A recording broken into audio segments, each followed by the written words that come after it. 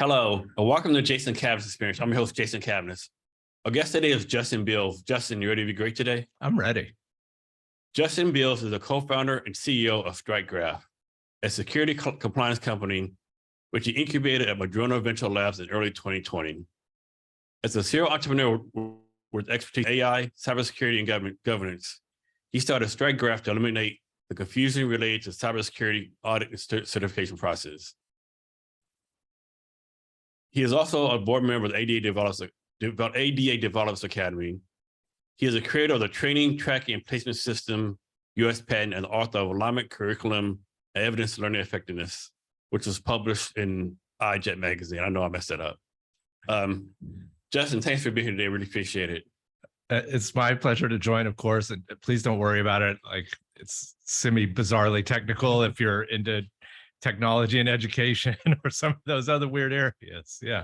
So Justin, starting off, I want to ask you this. Well, how do you take care of yourself? Kind of like you're doing a lot, mental health's a big thing, health's the big thing. Like, how do you take care of yourself? Yeah. I mean, I guess one of the first things is, and I didn't do this as well today as I did when I didn't do this as well when I was younger as today, but like listening first, like, where am I? Am I in a danger zone from a mental health perspective? Am I feeling confident? Is it highly variable? Am I all over the place? Is it stable? And I think you got to like carve out space, in your day, whatever it is, whether it's the exercise that you do or, something where you can listen to what's going on in your head and how you're feeling a little bit. It's easy for the outside context to redefine your own self-perception, right? Certainly, like, if I'm not in a great place and exercise is important, my favorite form is a yoga practice I've had for many years now.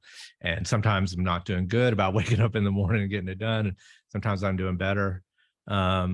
And then I think another thing is just actually to re-engage my brain into something that's really engrossing, but is not my work or not something that's high stress or the same thing all the time. For me personally, actually, I really enjoy sailing. We both live in the greater Puget Sound area. And so there's a ton of just amazing places to visit on a sailboat out here. Yeah. How often do you go sailing? Things have been busy at work, so I'm not keeping up with it as good as I should have. But when I'm really engaged with it, I'll do a race once a month all year long. But then the prime racing season for us is, and the wind's really blowing out there today, will be, March, April, May, June. By the time July and August set in, there's not much racing to be done. The wind kind of dies down and we get those bright, big sunshiny days. And so then me and my wife go cruising around the San Juan Islands and up into Canada. Yeah. How long have you been sailing? Not too long. I mean, I meet a lot of people here that grew up, racing at the local yacht club. Different here, right? The local yacht clubs are a little more family oriented. They're not like the hoity-toity New York thing, a friend of mine, when I sold my first company, a friend of mine invited me and my wife on a cruise in the BVI, where we hired a skipper to take the boat for us. And I had an epic week. I also was in a mental place where I was shifting gears from being an owner to selling my business to understanding what this new role was for me.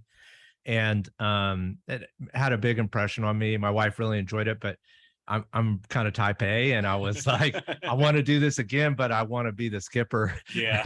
So I took the classes, and it's a whole, How long does it take to learn how to sail? Well, in just a day, you can pick up on the basics, and there's great early classes. I think that the American Sailing Association calls it their 101 class, and it's like a Friday afternoon, a Saturday, and a Sunday. And you'll go out in a small boat and learn to drive the boat around. If you want to get to the place where you can rent a sailboat and take it out for like a week, like in the British Virgin Islands, you usually tend to have to do a 1 week onboard class where you learn that. And so that I took about a year between the first class and that class. And you don't have to take in Washington, you have to have a small license to be a boater here, but you don't really have to do anything to buy a boat. So if you got the money and you want to get out there and run it into something, you can do it whenever you're ready.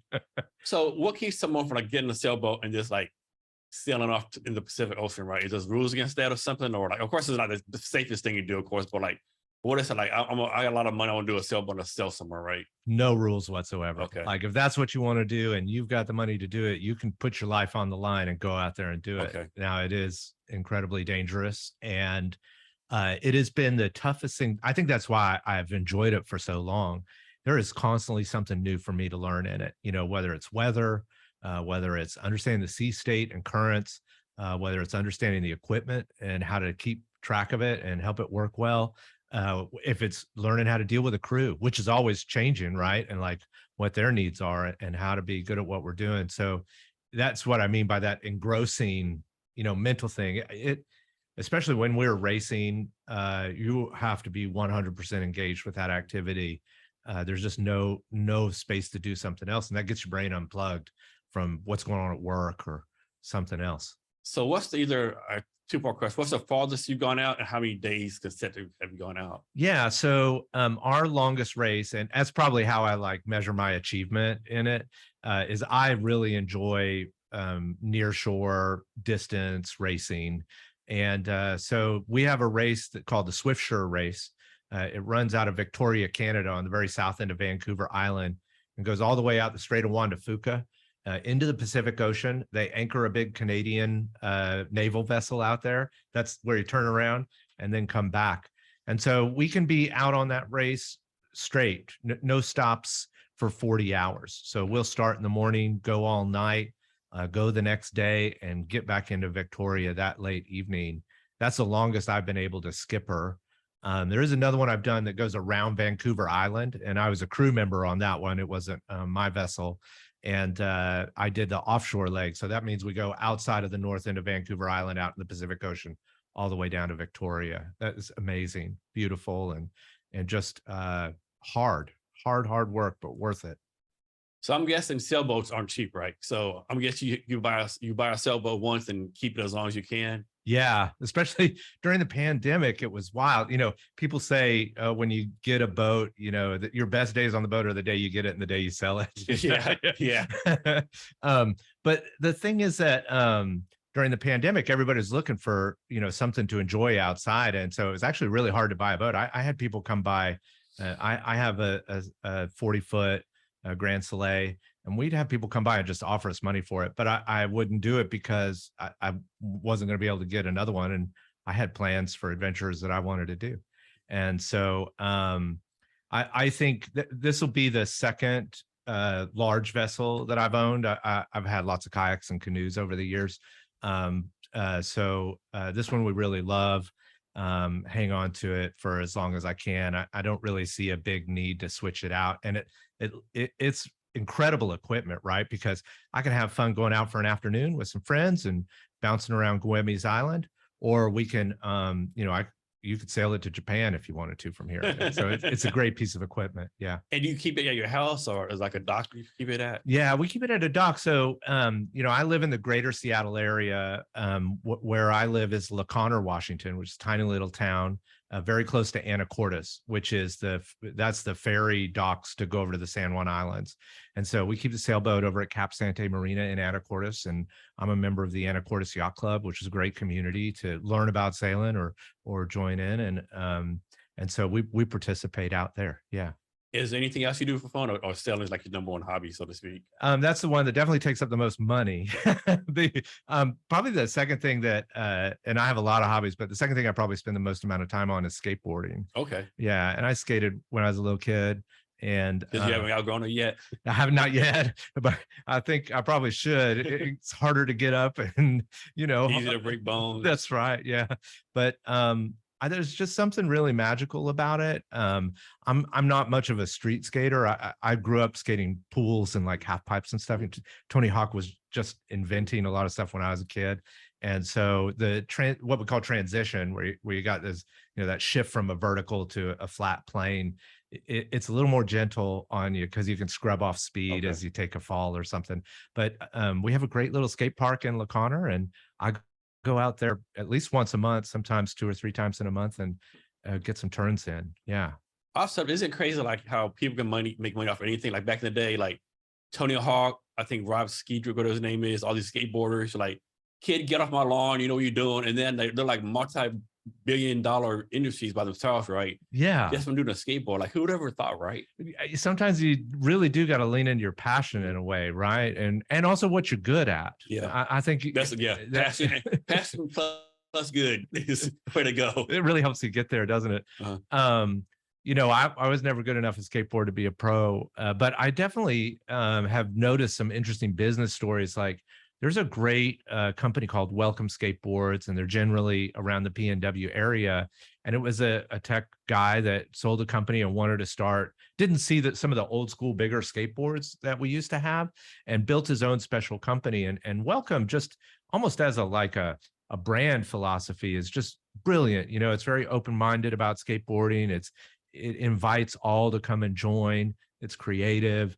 And so like I see these brands and the graphics works they're doing. And so even today, there's incredible new inventions coming from that sport. Yeah. Yeah, I think with skateboarding, like you see like little kids doing it, males, females, all ages, right? Everyone can enjoy it. So I think always cool about it. Absolutely. And man, that's what I always wanted as a kid. And it wasn't always like that. I mean, let's be fair.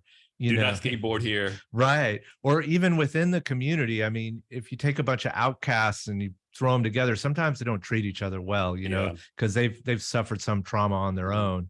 And so when I was a kid and first skateboarding, there certainly were some cliques, and you know, you weren't man enough might have been a comment. But today I go to the skate park and you're right, it's like multi-generational, and it's all different types of colors, and you know, it's all different types of backgrounds. And that's what I always wanted, and I always celebrate it. And you know, I invite anyone, regardless of your age, your background, to come to the skate park and learn. Just ask somebody, you know, and if they're a jerk, let me know.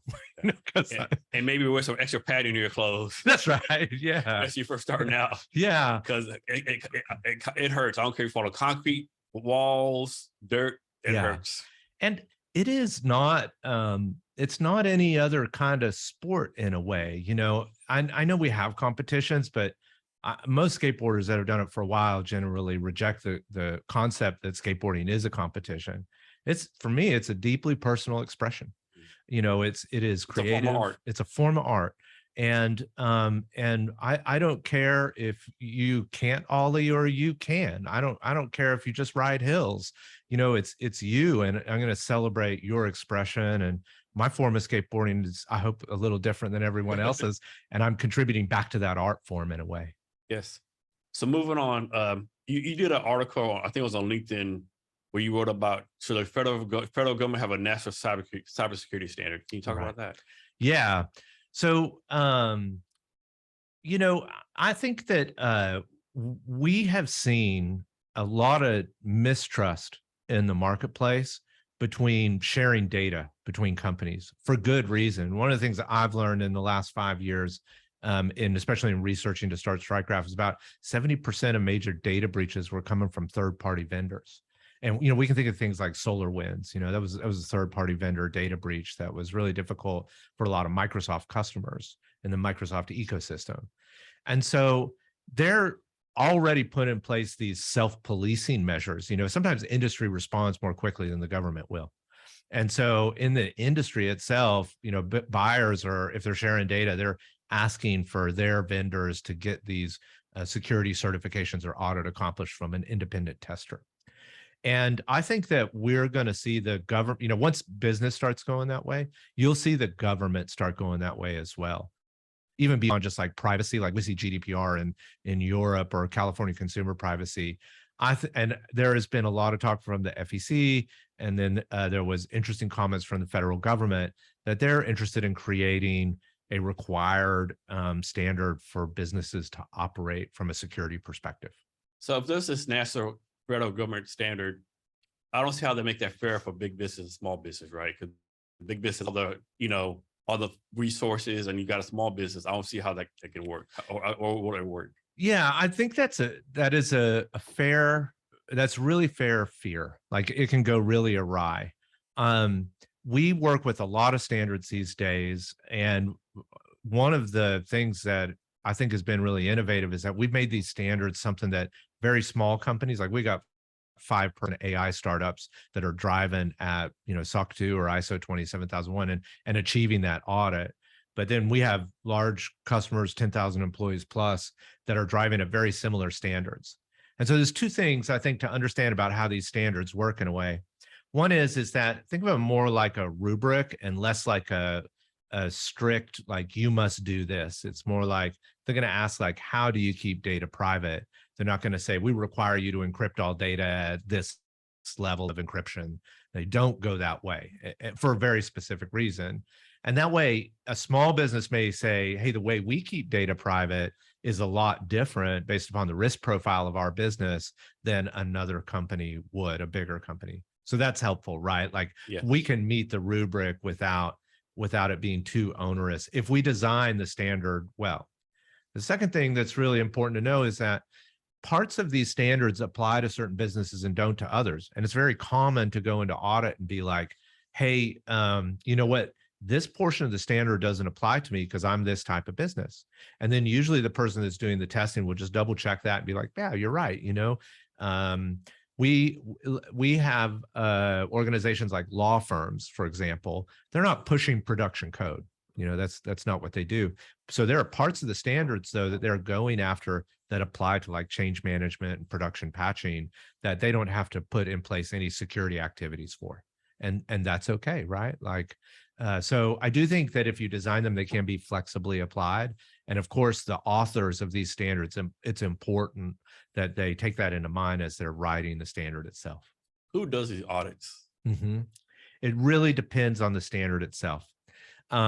So for things like SOC 2, that's a very common one in North America, and it's like a general business security standard. The way it is written by the AICPA is that the final assurance needs to be performed by a certified public accounting firm or an independent certified public accountant. So just an individual CPA must perform the final assurance. And if you think about what they're setting up there, like this is a lot like financial audits. When someone does a financial audit, they're like, I tested this much data in your financial audit, because they won't test everything. They just can't go through every transaction. And they'll say, based upon the amount of data I tested and the result of that testing, I can make a statistical assumption about the rest of the data. That's a very similar function, for these like SOC 2 type audits. The way we think about it is what really needs to happen for the testing is a cybersecurity expert generally needs to do the testing. And then a CPA can review or reperform the testing to ensure that it meets that statistical level of assurance on the testing itself.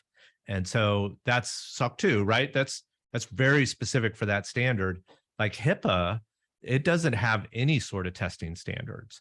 And we're launching our HIPAA certification product very soon. What we do in that instance is that we do all the testing and we perform the report so that you have like a sales asset to be like, hey, StrikeGraph tested us against, hit the HIPAA standard and found us to be compliant, with the requirements, but we don't have to go to a CPA and get them to review that work. Yeah. The audits, is it like a grading scale? Is it pass fail? How's that work? Yeah, what they'll do is they'll have a list of, I can't remember the number, but it's somewhere between like 60 or 100 different line items of what the rubric is testing against.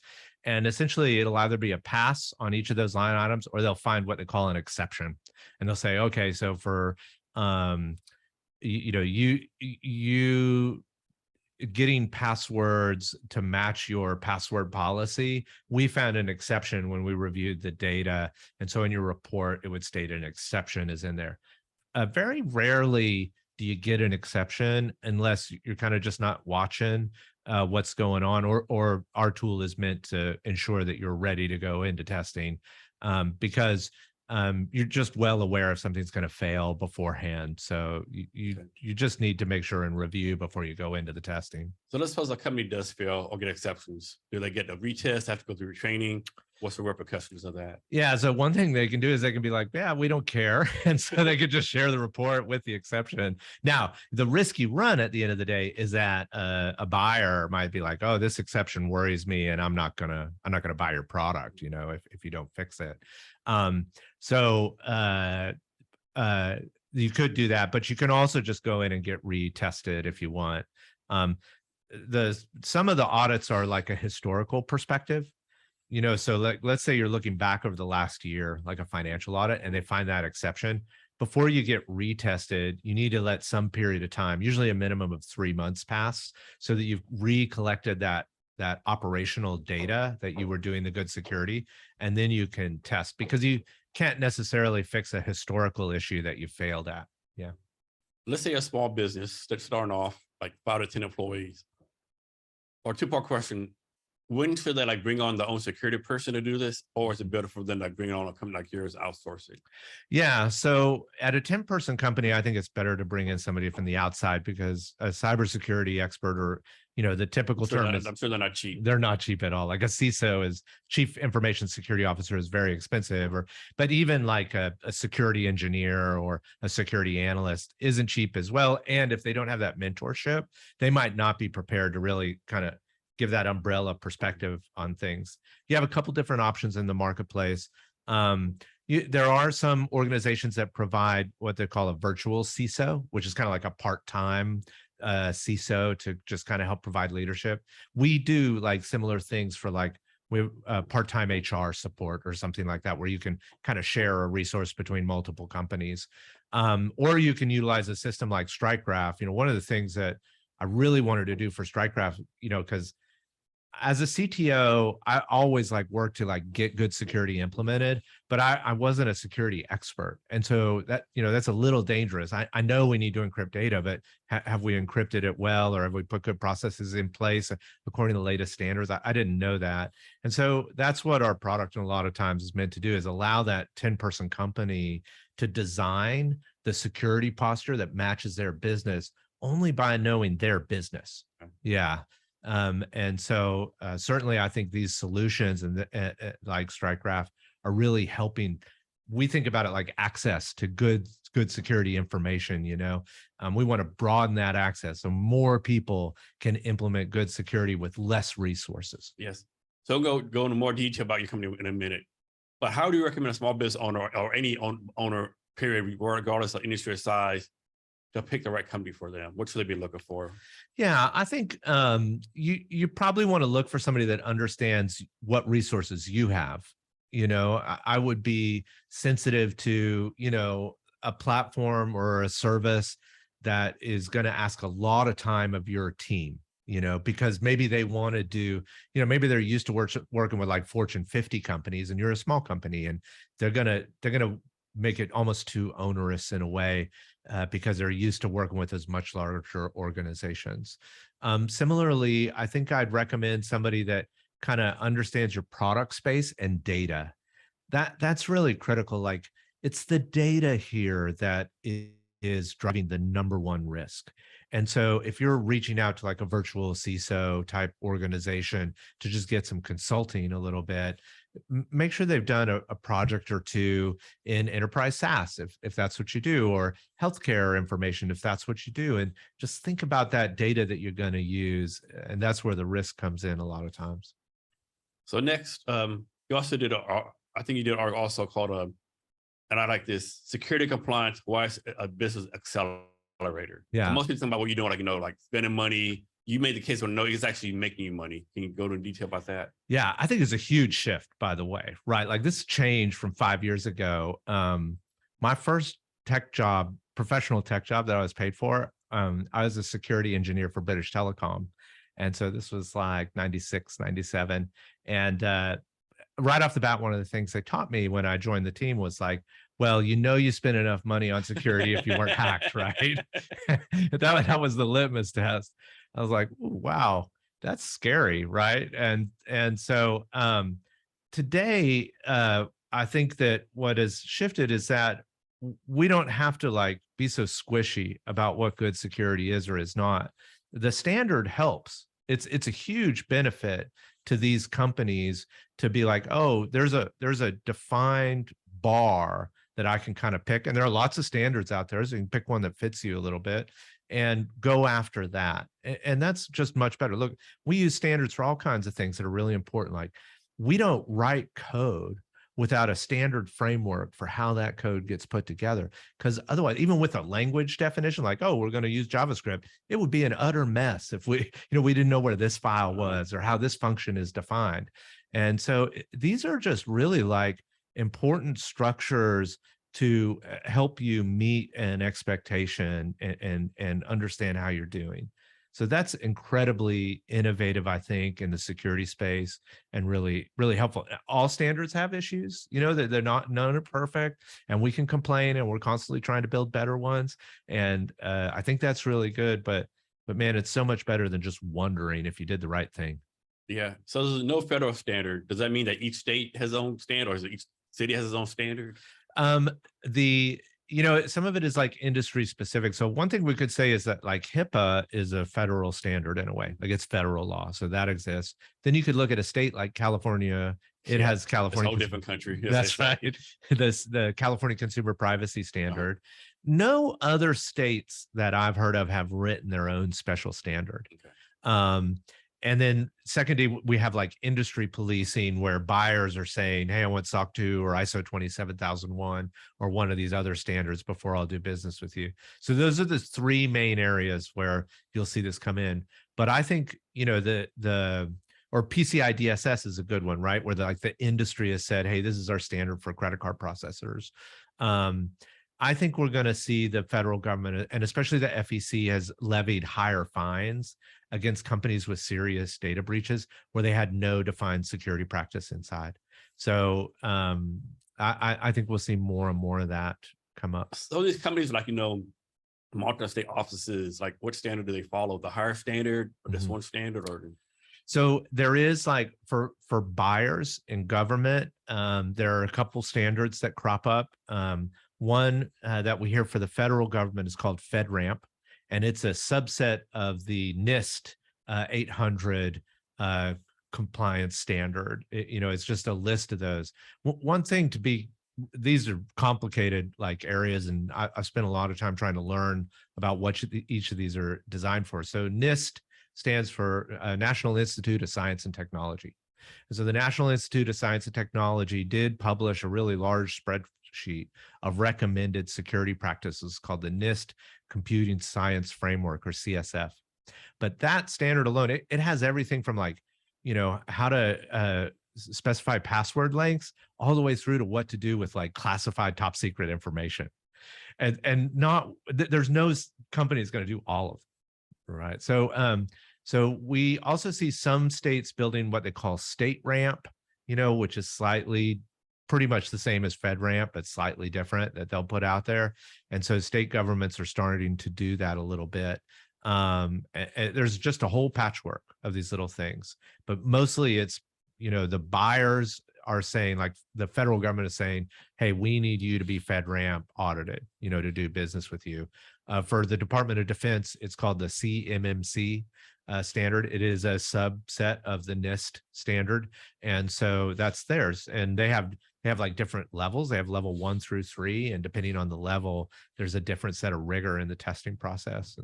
And so it is a little bit of a patchwork, but there's no, like, all businesses should do such with data within the US government. Kind of like HIPAA says, if you don't take care of healthcare information, that healthcare data, you're liable for it. You can be sued, essentially. Yeah. So I know if you're a software developer, you got to keep track of everything, all the changes, everything is updated or whatever on a daily basis. It's the same with what you're doing. Is things constantly changing, checks to get updated? We see, I'd say every quarter, we see 2 or 3 shifts go on, so like this quarter, the ISO governing body launched a new version of the ISO 27001 standard. So it's 27001 2022 is what they call it. We just uploaded it into our system. And we're also seeing a new standard that just got released that we're launching a platform called TSAX, TISAX, and that's for automotive suppliers. So a lot of the automotive brands like BMW or Volkswagen, they've decided together that they want a special security standard for all of their suppliers. And so now that's kind of sweeping that whole marketplace in a way. And I'd say every quarter there's 2 or 3 changes that are happening, and we just constantly keep them updated in our platform so that people are kind of aware of what's going on. It's slower than you'd think, right? Like these governing bodies aren't super fast, which is good. Yeah. So would you say it's easier to be a CISO in the private industry or the government? Let me red fact. Would you rather go from government to private or private to government? Ooh, I think the pay cut going to the government is really hard. Yeah, sorry. Yeah, that's a damn good point. Yeah. I have some really dear friends and family members that work for the Department of Defense in the security space, some of them. And I think the way it tracks out more is like they love what they do. They care passionately about the work they do in the country and keeping people safe for what they do. I don't know the details for good reason. They don't tell me, but I think someday the private sector would look forward to them making a contribution, and certainly they would pay quite a bit for all that amazing experience they've had. Yes. So you have experience in the tech startup scene in Seattle and other locations, correct? Yeah. Can you do a quick comparison, like how you feel about each one? Like I don't want to say one's better, but like the pros and cons of all these places you've been at. Yeah, for sure. So if you can't tell from my Southern accent, I'm from Atlanta. That's where I grew up. I finished college in 95. I was already a programmer. I programmed since I was a little kid. I was always really curious about computers. And I got my first job at British Telecom that paid really well. But pretty quickly I was like, man, I want to like build a company that has a better culture, a culture where people that are different, like all those different skateboarders coming to the skate park can like come together and just feel welcome no matter who they are or what background they come from. And so Atlanta, though, is very conservative business environment, right? And they're like, I'm not giving you my money to build your company. So I had to be really judicious about the types of businesses that I could build. And so the first early businesses that I built were services companies, I had the first one to actually make some good money and have some good growth was a company called Roundbox Global. And I started it in 2000, founded it, and it was a consulting company. And we specialized in education technology. And there was a lot of innovation happening in that space between 2000 to 2010. I actually sold that business in 2009. I grew it to about 130 consultants. Now, speaking of like geography, one of the things that we did that I'm over the moon about the experience that I've had, and it's a big passion for me today and has really widened my brain to the world, was I had set up software development centers in Costa Rica and Chile. And so I did a ton of work in Central America and South America and have amazing friends there, and just doing business in these different geographies. And we go to like Costa Rica and be like, well, we'd be looking at the computer science grads and be like, their options were like working at a bank or coming and working with us. And we'd be like, yeah, well, we got like PlayStation for lunch. And they'd be like, oh, I'm down with Justin. Yeah, we're going to go do that. Yeah. After that, I sold that business in 2009. I really wanted to kind of give my wife an opportunity to actually dictate where we went, because my career had been pushing us. Is she also from Atlanta? Yeah, she is. We both grew up there, met at the goth club. It's a classic 80s, late 90s love story. Yeah. She was like, man, I watched Fame. She said, I watched Fame as a young girl, and I always wanted to move to New York. And I was like, we're moving to Manhattan. We're on it, And so I moved to Manhattan for 2 years and lived in Greenwich Village, worked for Macmillan Publishing, and loved the city. Basically it's about anything you want to find, any subculture, any group, any interest you have. Manhattan kind of has it, or the broader New York. Like I get on the subway on Sunday mornings and ride out to Rockaway Beach and go surfing. And that's crazy, for me to like ride the subway to the break, And so I thought that was so cool. I had a little sailboat out there, so we did a lot of sailing, and it was amazing. Moved back to Atlanta after that for a while, a couple years, and worked in Silicon Valley some for a startup out there called Hot Chalk. We built that to about 300 million in revenue, big education tech provider. They sold that. I moved back to Atlanta for a little while, and then I got invited by a friend to come to Seattle and work. And that's what brought me out here about 6 years ago or so. And I really enjoy the Pacific Northwest. I enjoy the business culture. We have a lot of friends here and love the adventure. Yeah. So you said like your previous startups were like ed tech. This one is not ed tech. This is not ed tech. Yeah. So why the switch? Yeah. I got really frustrated with the general ethics of the education system in general. A lot of people that work in the education space are very passionate about it, and I am too. I still am very passionate about good success. But actually, the education system failed me in a lot of ways. I don't think that I was given the opportunity for me as an individual to really fit in with the machine. I was a straight C student, right? And my degree's in theater, not computer science, because it just seems so dull and boring and agonizing to go sit in those computer science classes. I wanted to create, that's why I was interested in programming. And so I worked in education for a long time, and I wanted to really build innovative software that helped people learn in unique ways. But the problem is the broader marketplace just refuses to change, And so you're selling like an innovative piece of software, or you're asking a school to lean in and improve how they're doing, and they don't even want to think about it. And I don't work in that space, so I'll be a little critical of it, Harvard, Yale, Stanford, their endowments are big enough that no one needs to be charged a tuition, not a single person. They make more off the interest on those endowments than they can spend in a year. What are they doing? Really?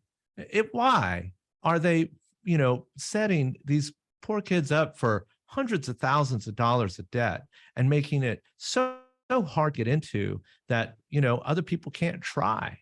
I was just floored. I had an amazing opportunity to listen to a talk by Michael Crow, the president of Arizona State University.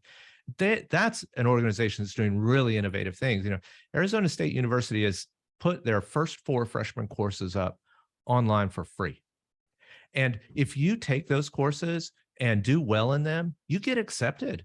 They don't care if you took the SAT. They don't care if you took the GRE.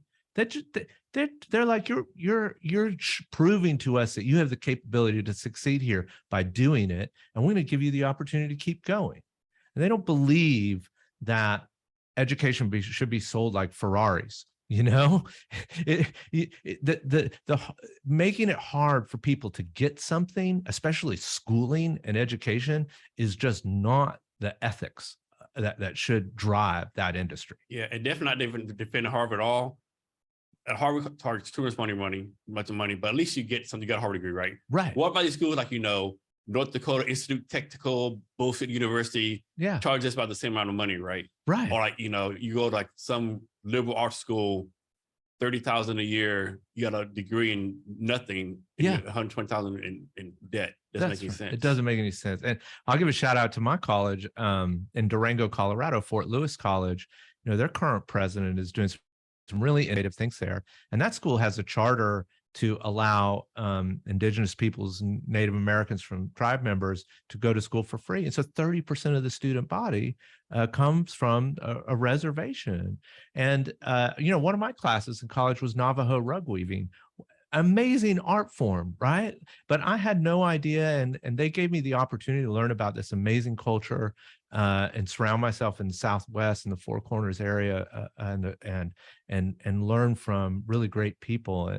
And so I just think that there is a vibrant set of education outcomes. I think I was frustrated in the education marketplace that so little is done so little effort and money is spent on helping students that, and I couldn't get products into the hands of students. So one of the things that I promised myself when I built StrikeGraph is that I want to build a really ethical product. And I think that the reason I've been frustrated with the products that I've been developing is that I can't sell it to the person that gets the value out of it, right? Like there's a professor in between me and the student that's deciding which textbook to adopt. There's a state government that is deciding which products they're going to buy or not buy. The only K-12 products that I saw be very successful, the company didn't have a single salesperson. They had lobbyists, and they go to the state government and they'd lobby the state government to get it put on the state budget and bring it in. And just as I saw this play out over a decade and a half, I was like, I'm participating and I'm really not happy. And so one of the things I say about StrikeGraph is that our customers directly get the value out of our product, and like that fundamental decision and the ethics of it really matter to me. So I kind of promised myself I wouldn't do another education startup when I was getting ready for this one. And I'm sure I'm still passionate about it. I want to say that there are millions of people in the education industry that care deeply about these challenges and want to solve them. And I champion them as being working in a hard space. And really a lot of the leaders need to just open up their hearts. Or move on. Absolutely. And just recognize, right? Like, please be a part of the solution. You cannot wait for a whole nother generation of kids to get out of school without, the appropriate skill set. We just cannot wait. There is no time to waste. That's something I give this generation of kids credit for. Like when I was growing up, you're like, you got to go to college, don't go to public, don't go to trade school, go to college, whatever. Yeah. Now kids are like, man, do I really need college? Like, they say they want to be successful without college. They see it's like rip off, so yeah, I get that plus. So on the same subject, from your point of view, what should be the what's the word I'm looking for? What's the object of school or college? What should college be like? Teaching you how to think, sit for a grade or a job? What should college be doing for students? Yeah, and I might juxtapose it from the way it was, right? Like I think the way it was for you and me is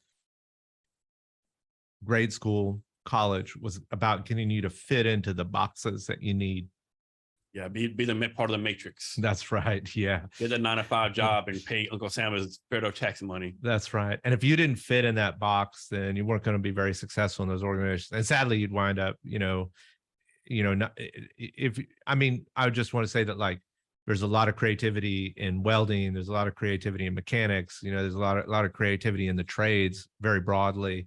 And I celebrate that and those that are really interested in doing that in agriculture, that type of stuff. But if you didn't fit into that box, they just felt like you weren't, you were judged as being not capable of making an important contribution to society. So I think what it should be, what I think it should be today is about giving kids all the way through college, young adults, the opportunity and space to invent and create. Now, I've watched my nephew, we've been playing Minecraft a little bit, and I jumped on there on Minecraft with him, and he was showing me some of the stuff he created in some of the worlds, and I was like, these are like crazy 3D programming languages, right? Like he's trying to auto spawn weird characters to turn them into weird. And you're like, I know you didn't learn that in school. I know, yeah. So I was like, how did you learn all this? Oh, I watched a bunch of YouTube videos, and the University of YouTube. I know he was a deep expert.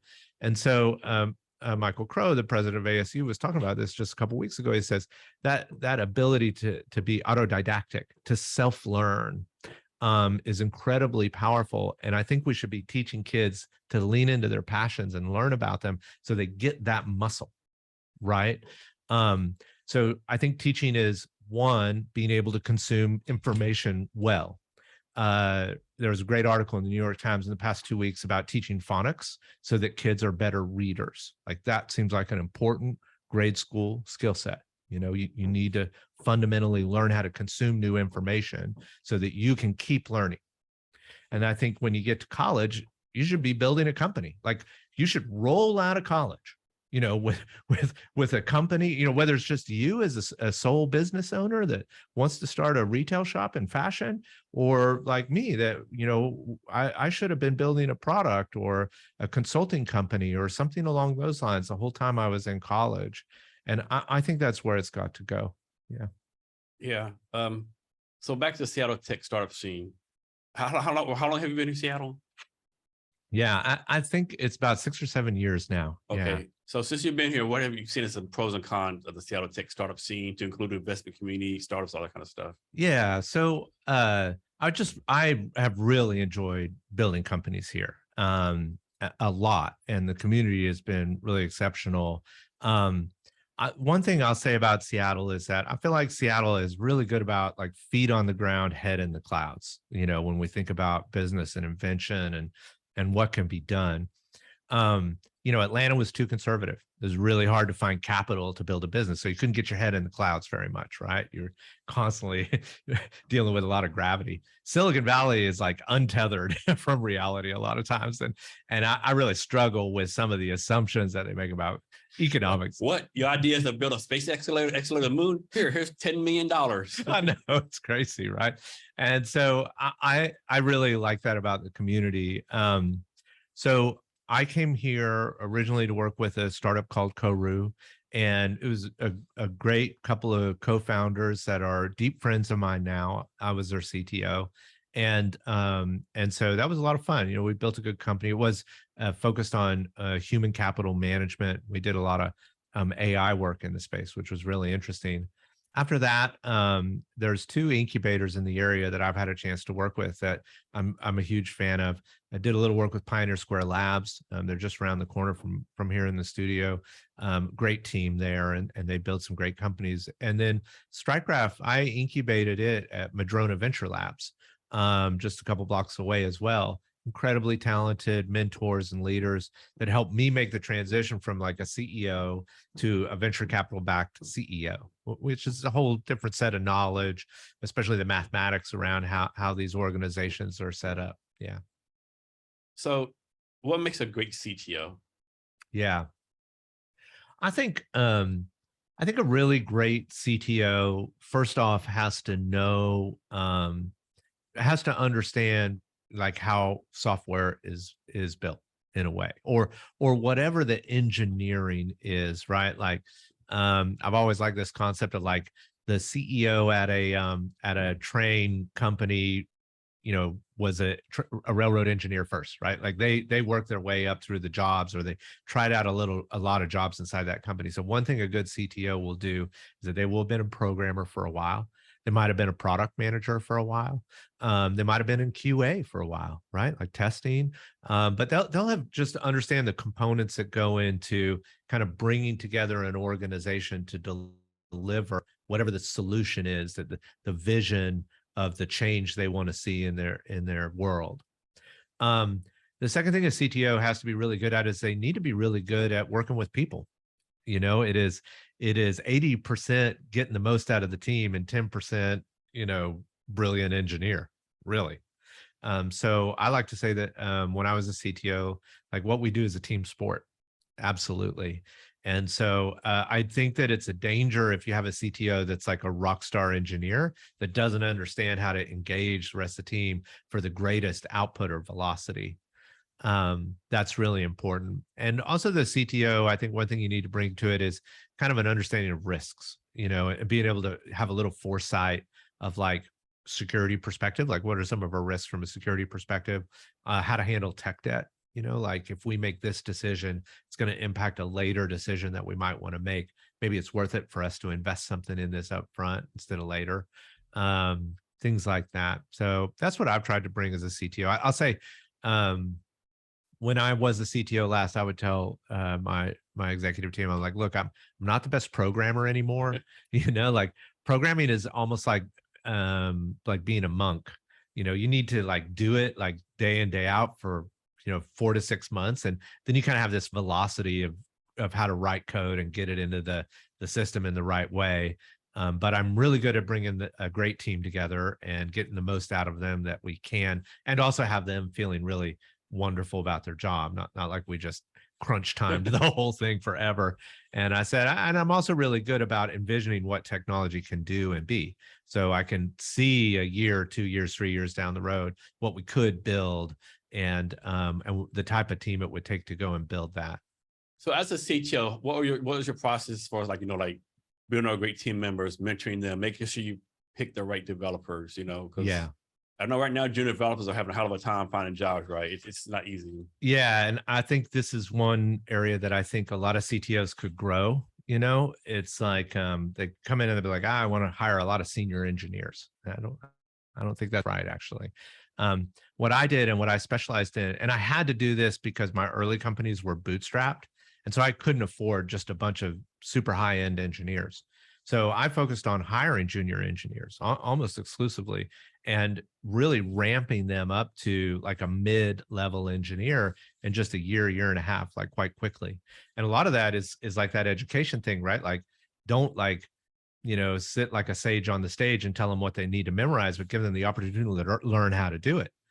And so if you're going to bring in that kind of raw talent, you're not looking for the greatest engineering capacity or, the right degree in computer science. You're looking for someone that has a passion for the work, and then a willingness to fail and learn and do better. And then finally, someone, that is a great teammate that will collaborate well with the others, because they're not going to be able to grow kind of on their own. You need to grow together a team.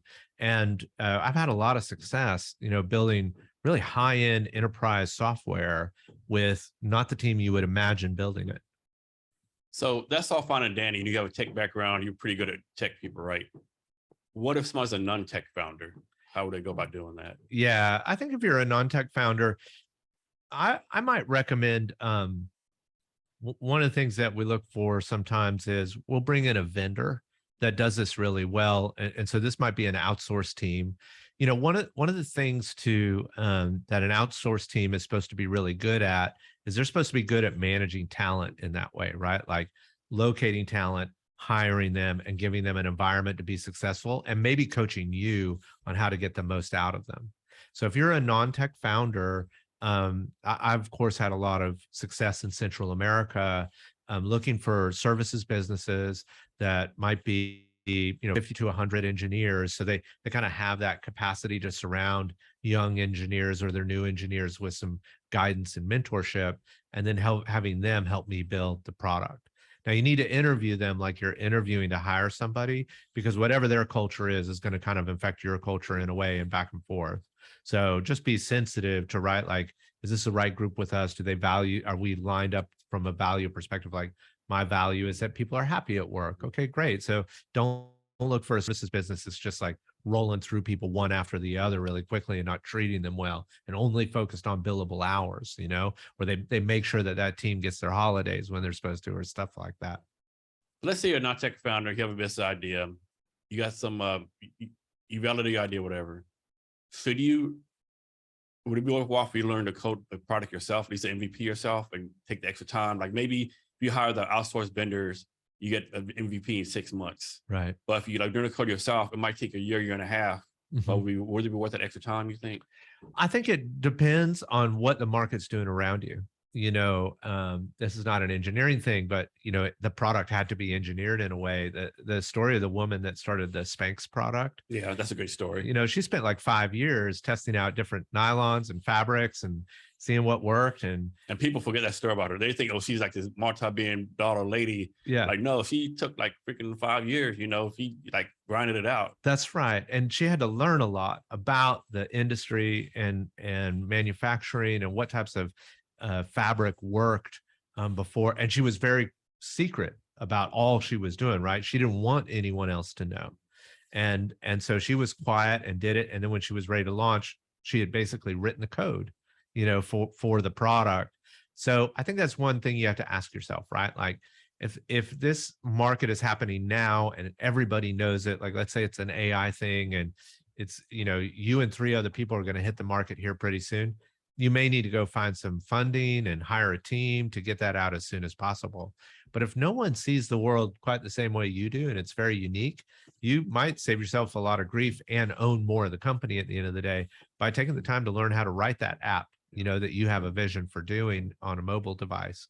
So that's the kind of the way I do the calculus. I had a friend that was wanting to write a series of children's books, and he was like, should I just, I have this idea and I could get some money, to be able to go write them, but it's going to take a bunch of the company. And I was like, well, are you going to be able to go any faster with that money other than just like doing it right now and then be able to own more? And he's like, no, not really.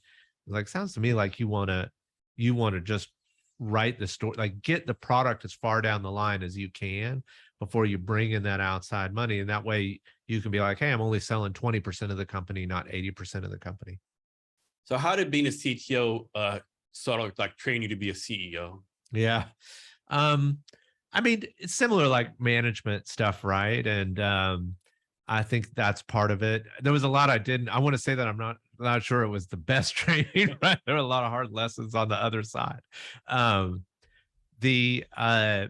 When I was the CEO of Roundbox, our services business, I bootstrapped that. I never took on funding. I just grew it off of our profits year over year. And so in some ways, I had to learn like business things, but real common sense business things, right? Like profit matters, and you probably need to know how to do P&L. That's right. Like, oh, what's this P&L thing? Like, or how to think about like cost. You're right, costs or hiring plans or growing too fast or growing too slow. Also, how to like deal with the legal process of an agreement, the inevitable HR issue, and how to handle that. So I think I learned a lot of those lessons, but what I didn't have to do in that instance, because I was a sole owner, is I didn't have to really deal with a board. I didn't have to deal with investors or capitalization and that type of work. Now that's been different at StrikeCraft, right? Like at StrikeCraft, and that's one of the reasons I like Madrona Venture Labs as an incubator, is I had to understand, what a cap table was and how to think about the ownership structure and what times to bring on funding, to do great growth, how much funding I want to bring on, what goals we're setting for that, how to attract investors to the initiative. That was a whole different subset of skills for the CEO that was very, very different. So how did your relationship with Madrona Lab start? How did that come about? Yeah, so Kristen, the CEO of Koru, after we sold the business, I was talking to her and I said, look, she's, what you want to do next, how can I help you? And that's another thing, like networks matter, right? Like, and that's not just like somebody I trade a business card with. This is a dear, dear friend. I care more deeply about her health than what type of business we do together. I was like, I feel ready to be a CEO again. I had a lot of mental health challenges after the first go round. I made some not so great decisions about how to treat myself and the people around me. But I was feeling like I'd spent enough time from that since I sold the business in 2009. Here it was 2018, 2019. I was like, yeah, I want to do that again. Oh, I'm ready to be a CEO again.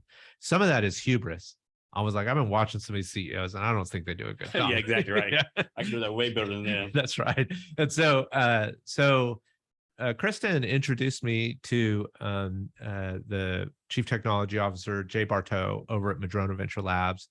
And I had this idea for StrikeCraft already. I had come in with like, I have this concept, I see this problem, I kind of want to go after it.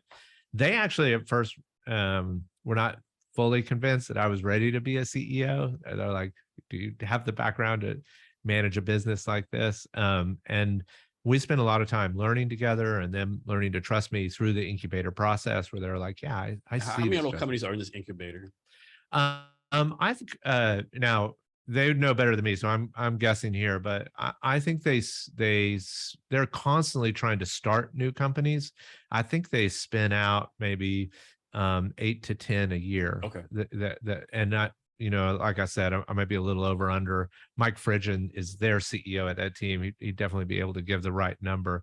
But they're constantly, like when I was there were 2 or 3 other ideas that were percolating at any one point in time. Not all of them spin out, not all of them in the research phase are valid, or you might find a massive competitor and another issue that doesn't make it a great opportunity. and so you might back off from that. Okay, and then, so why? Were we talking any of the venture firms besides Madrona Labs? You are fundraising. So Madrona Venture Group, that is the bellwether enterprise software investor in the Pacific Northwest. Other than one, whatever category, Yeah, right? they led our seed round, and I'm very proud, that they saw opportunity in us. I certainly think they're an amazing team, and I think they're real success stories. They were really early investors in Amazon. They saw what Jeff Bezos was building in his garage here in Seattle and wanted to get involved. They've been around for a while, long time, yeah. And so I was just over the moon that they wanted to be a part of our company. I mean, that's the way I think about it, right? Like, our board members, our investors, they're my team. I'm deeply working with them and listening to them and trying to find new tidbits of information that can help me build a better StrikeGraph. And so they led our seed round. I was really proud of that. That was in like August of 2020. The perfect fundraising environment. Yeah, it was great. Things were going good, weren't they? Then we were growing really fast. We're still growing really fast, but just a year later, we raised our Series A. That was an $8 million round. That was a different lead investor. The lead investor for that round was Information Venture Partners out of Toronto, Canada. Great investor too. A little smaller from a team size, but long history of doing technology investing. And Alex Tong, that joined our board, has just been an amazing collaborator, a really great teammate. Yeah. Now, was it during this time you were the entrepreneur in residence at Madrona, or that happened after your fundraising? Yeah, so I did the entrepreneur in residence. So I kind of joined Madrona Venture Labs, the team there. We researched the market, the opportunity, the type of solutions and competitive landscape for the problem we were trying to solve. And at about January or February of 2020, Madrona Venture Labs was like, "Hey, Justin, we think this is a good idea. We're going to give you a small amount of funding, a very small amount. And we want you to go incorporate the company. We're your first investor. And we want you to go out and try and like get that prototype out the door and your first tranche of customers so you can raise a seed round." So the company was founded in February of 2020. I was joined by my co-founder, Brian Barrow, and we had this goal. We were like, I scraped together like a database with a kind of a little interface on the front end of it. And I thought, this is kind of what a product might look like. And we said, we should try and go sign 6 customers for $1,000 check in the next 6 months. And if we do that, then maybe we can raise a real true seed round for the business. Well, we get to like August of 2020 and we've got 18 customers already. Like it's going gangbusters. It's crazy to me, like how huge a problem this was. That's really what was going on. Is we had a solution, but really we were testing the problem space. How big a problem is this? How much money are people willing to spend on it? How fast are they making decisions to buy?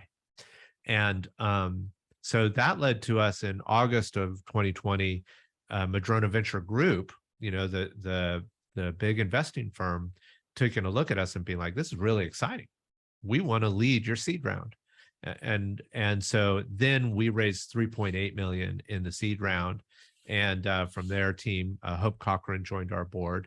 And that really kicked us off to launch our production software in November of 2020.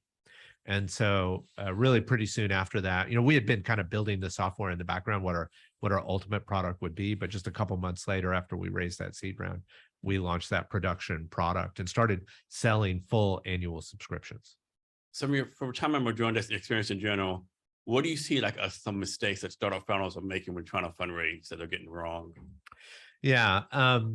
So not being, this being one of my first venture capital backed companies that I'm running as a CEO, the horror stories that I hear about are a little bit are like, one is getting board members that just don't align with how you like to work or you want to work. And I think that it's really hard when you're passionate about a business, about an initiative, and you're looking to fundraise and get capital so you can build that company. Sometimes you're like, I'll take the money that's available. And sometimes you have to.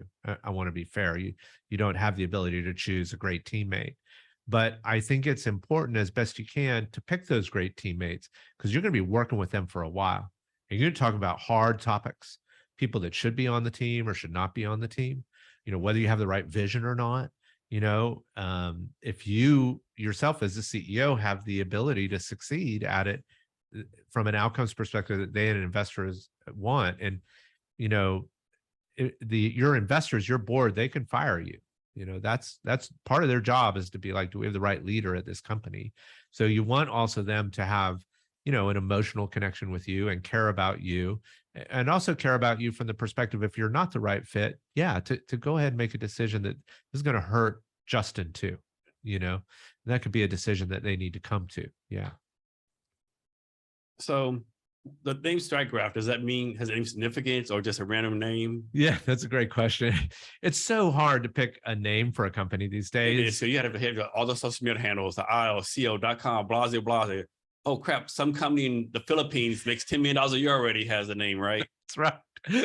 Yeah. So I had 3 rules when I was trying to come up with a name. And this was part of the process. Like, the incubator is kind of watching me. They're like, Justin, have you come up with a name for the company yet? I'm like, no, I haven't come up with a name yet, and they're going to judge like whatever you decide. Everybody does at the end of the day.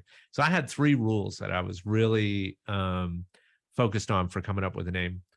One thing is that I wanted it to be English words. Okay. I don't want to make fake words. Yeah. I'm like, oh, how do you spell it? I don't know.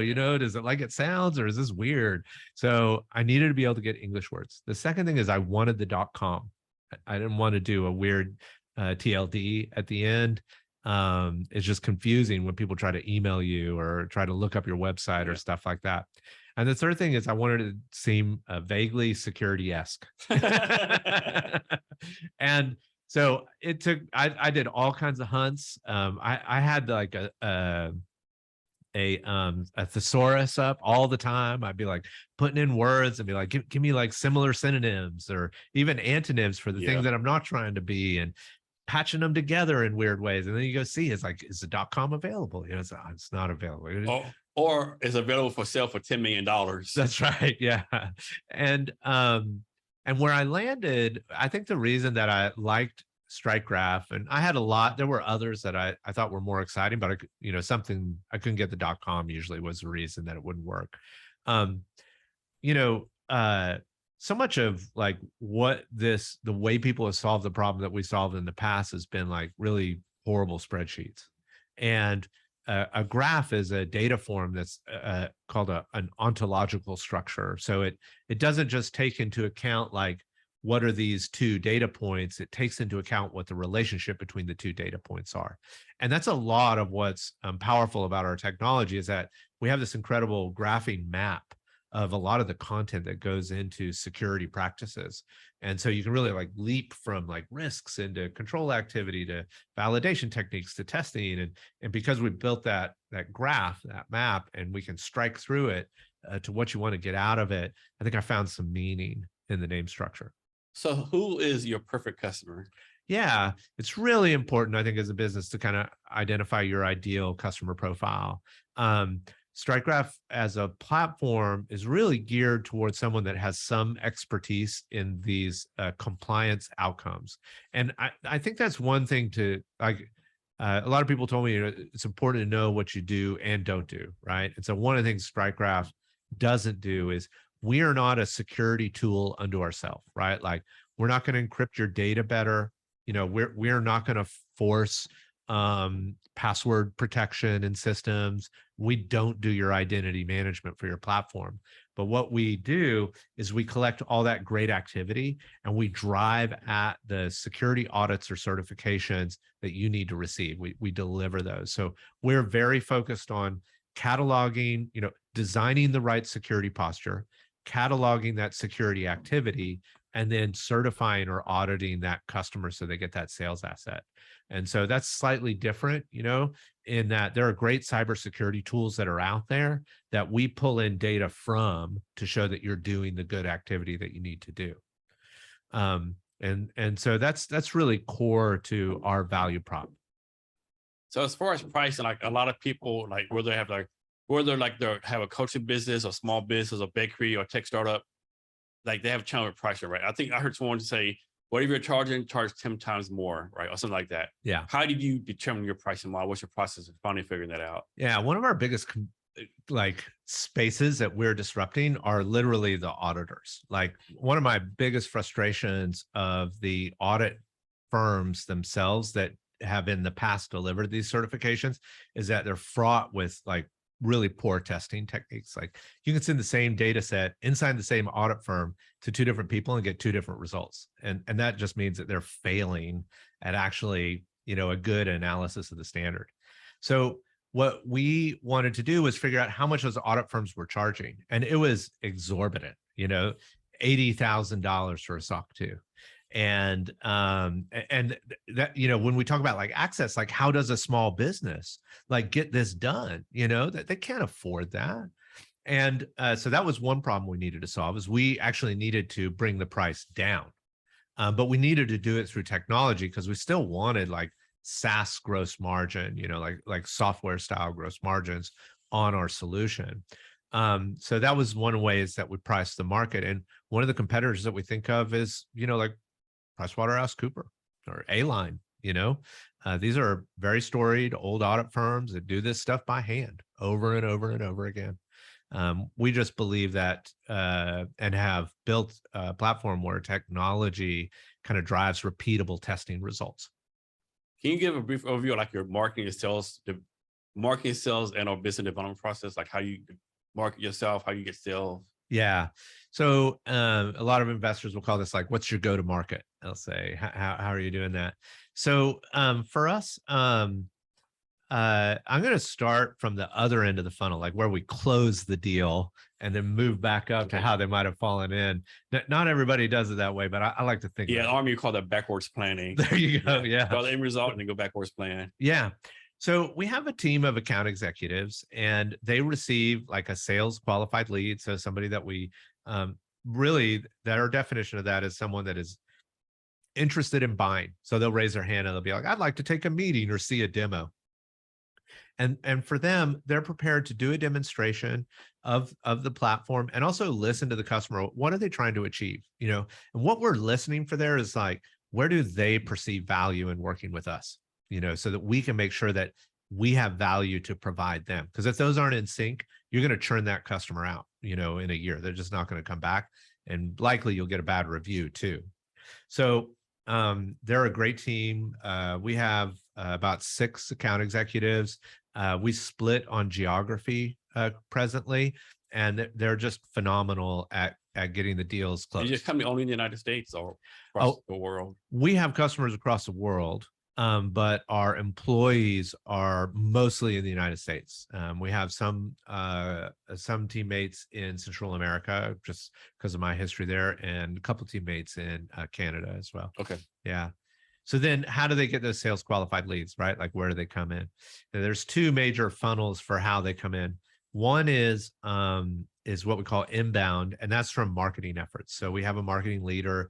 They make sure that our website is up and search engine optimization is working. They might plan for some paid advertising like Google ads. They might plan for conference attendance that we're going to. They actually help me organize getting to meet with you, Jason, so press PR type work that we might do. So we call that inbound, and that drives a certain amount of those sales qualified leads. But early on at the company, we didn't do that because when you're very early on, you kind of want to like see a dollar spent here, like resulting in an actual like sales outcome. You're not guessing that this will result in something. And so we did what we call a lot of outbound. which means literally we had a team of sales development representatives picking up the phone or the email and contacting people and say, hey, are you interested in So solving basically this problem? old school cold calling, so to speak. Yeah. And we built that motion first, and then we added the inbound with the marketing team. And so that's how we drive a lot of that go-to-market work. We're constantly shifting it and testing it. We're making an interesting transition these days. We talk a lot about it internally, where I'm like, we're big enough now, hundreds of customers, where I'm like, we need to be more focused on our strengths. You know, when we were an early stage startup, everything's like a test or a trial, or you're just seeing what will work. And you spend 80% of your time on those trials. And I'm like, now we need to shift over where like 70% of our time is spent on things we know work, and just 30% of our resources are going to things that we wonder if it could be useful in growing the business. And so that's been a little bit of gear shift, you know, for the team. Okay.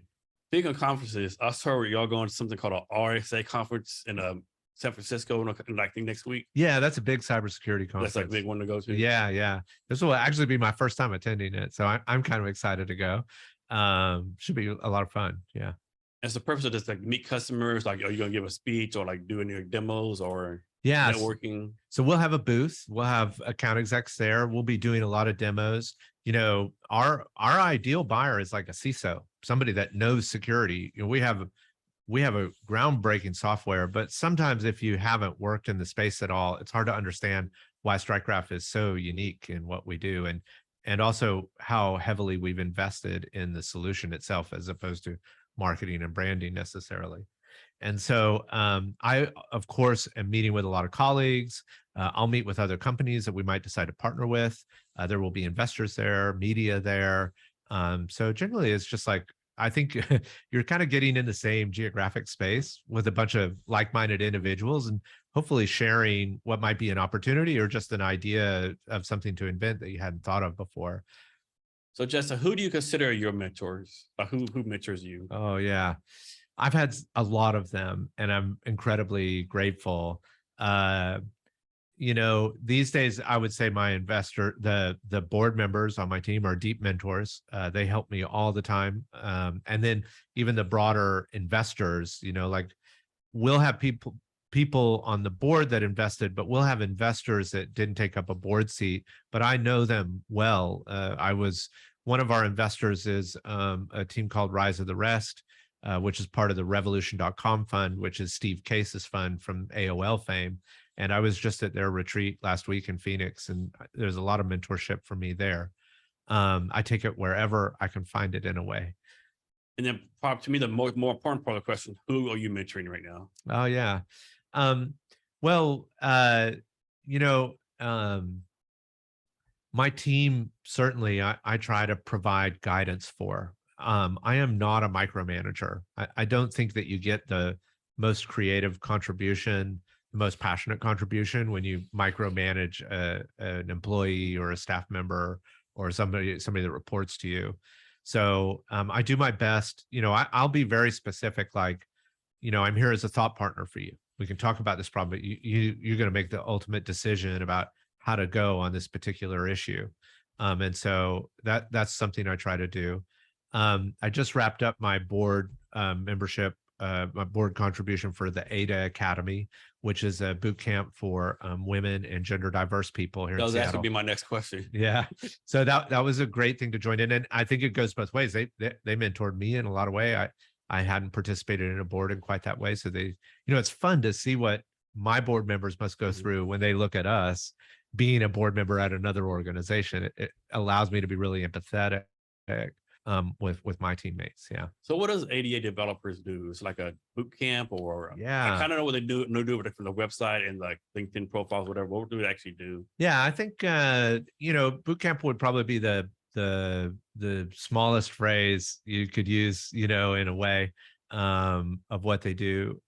I think it's a really amazing organization, and many of the engineers at StrikeGraph graduated from there.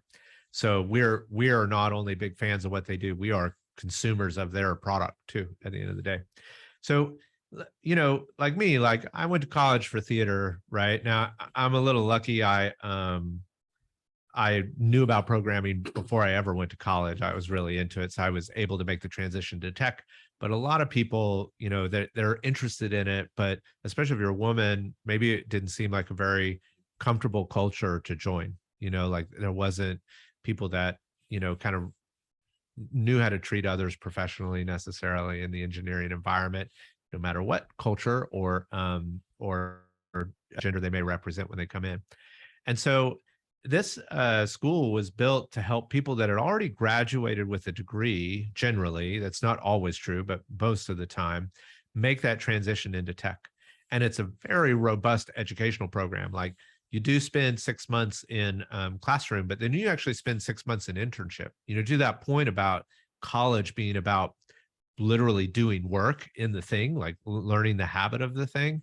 That's what they do. And they have internships, everything from like Amazon to like little startups. Yeah, I know my niece that's finished a program and she has an internship at Amazon right now. So. Yeah. And it's a great community. They're very supportive of each other, very interested in DEI as an initiative for our industry. And I've been a big fan all along of helping talent that was overlooked get an opportunity to participate in tech if that's what they want to do. That's what I did in Costa Rica by telling all the punk rock kids that they could come work with me and not have to wear a tie. So I've been asked this question recently, my guest, right? And so like all these tech opportunities like Seattle, San Francisco, big cities, but probably not so much like a small rural communities, right? How do we make sure like the people in the rural communities get these same opportunities in tech? Yeah, I think that's a great question. And actually, every time I go back to LaConner, I think about it. So I live equidistant between Vancouver, BC and Seattle. Very rural area, the Skagit Valley. It's tulip season. All the tulips are up. It's absolutely beautiful. Very agricultural, very diverse. Right across the Swinomish Channel is a Swinomish tribe. And just an incredible culture. I can hear them teaching drumming in the afternoons sometimes, and we have a lot of young people whose parents are likely farmers or farm workers around us. And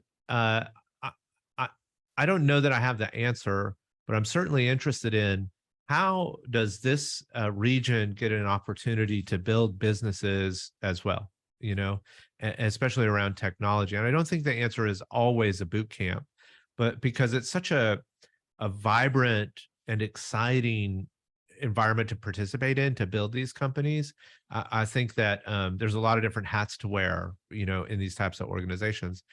And I think that what I would hope happens over time, and I would like to do this as time allows, is find an opportunity to participate with, where young people are at, where their interest level is, and see if we can't build an opportunity to on-ramp their ideas into businesses. I could see, especially in Skagit Valley, a lot of interesting technology around agriculture being invented there. Yeah.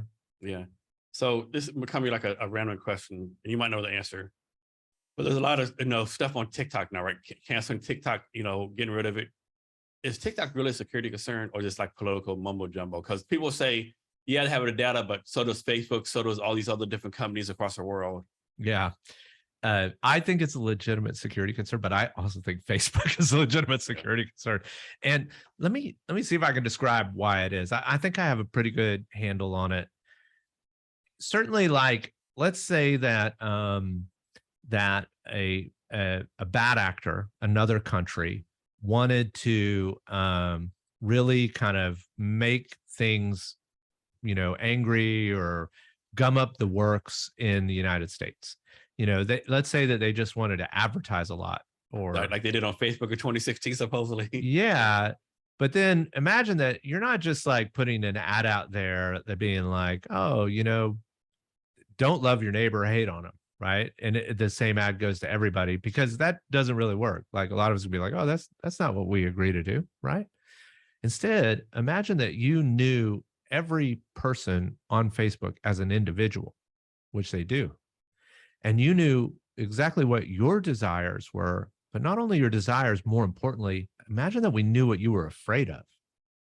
And we can customize that advertisement that you see on Facebook to exactly your fears, to drive you to hate immigrants, or to believe that there is no common ground with a conservative-minded person. You can literally drive a wedge person by person apart from each other. Now, that is exactly what was so nefarious about 2016 with Facebook. It is not that they kind of like broadly were able to throw ads up like a billboard on the highway.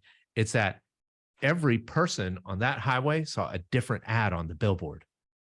And it was carefully constructed for the right mental anguish, and literally trying to drive mental anguish towards you. And TikTok has that data. Facebook has that data. And I don't trust any of them in a way. Yeah, it's really frustrating. So are you, is your company big on social media as for like advertising and like marketing, that kind of stuff? We do some Google ads. We do post on LinkedIn. So I think there are professional networks, and probably that's the #1 social media that I'm engaged in. Okay. I haven't posted on Facebook in years. After 2016, I realized one of the things I realized in 2016 was that like I am a part of the problem because I keep posting like my photo on there, and then my family likes it. Yeah. It drives me crazy. Like you'll see some random Facebook post. Facebook's stealing our data, blah, blah, blah. The next day, I'm, at my son's happy birthday party, here's the address, come and get it. Like, can you make a connection here? That's right. Yeah. And it's weird how it infected everything. Like I was trying to help organize crew for sailing, and I was, but I didn't want to use Facebook, but that's just where I kept getting driven to, right? Like, oh, if you want to put an event together to get the crew out to go sailing, you need to post it on Facebook. And I'm like, but then I'm driving people to go use Facebook, and I don't believe in it. And for me, like, it's like I have a lot of relatives only use Facebook, younger relatives only use like TikTok or Snapchat. So like each social media platform is like, I communicate with a certain age person on there, right? That's right. So there is something I did that I thought was really cool, and I highly recommend it. A while ago, I have a niece and nephew. My sister was very concerned about them putting a lot of data into these apps as well. And so I said, you know what? Why don't I just set up a Slack account for our little family? And we can post whatever we want to each other, and it's safe and it's secure, and it's not just broadcast to everybody. And if we want to delete it, we can. And as a matter of fact, the free account deletes everything after like 6 months. That's a brilliant idea. So yeah, I when I want to post a picture to the family, it's a closed loop. And then the other one that I'm actually really enjoying lately is Mastodon. So I've heard of that, but I have no idea what it is. It's supposed to like a Twitter alternative or something. That's right. It's like a Twitter, and it works really good. I mean, it's not got every bell and whistle, but I didn't use all the bells and whistles in Twitter. And if you go to my Twitter account, I have one. It'll see, like, you'll see the address to go see Mastodon. So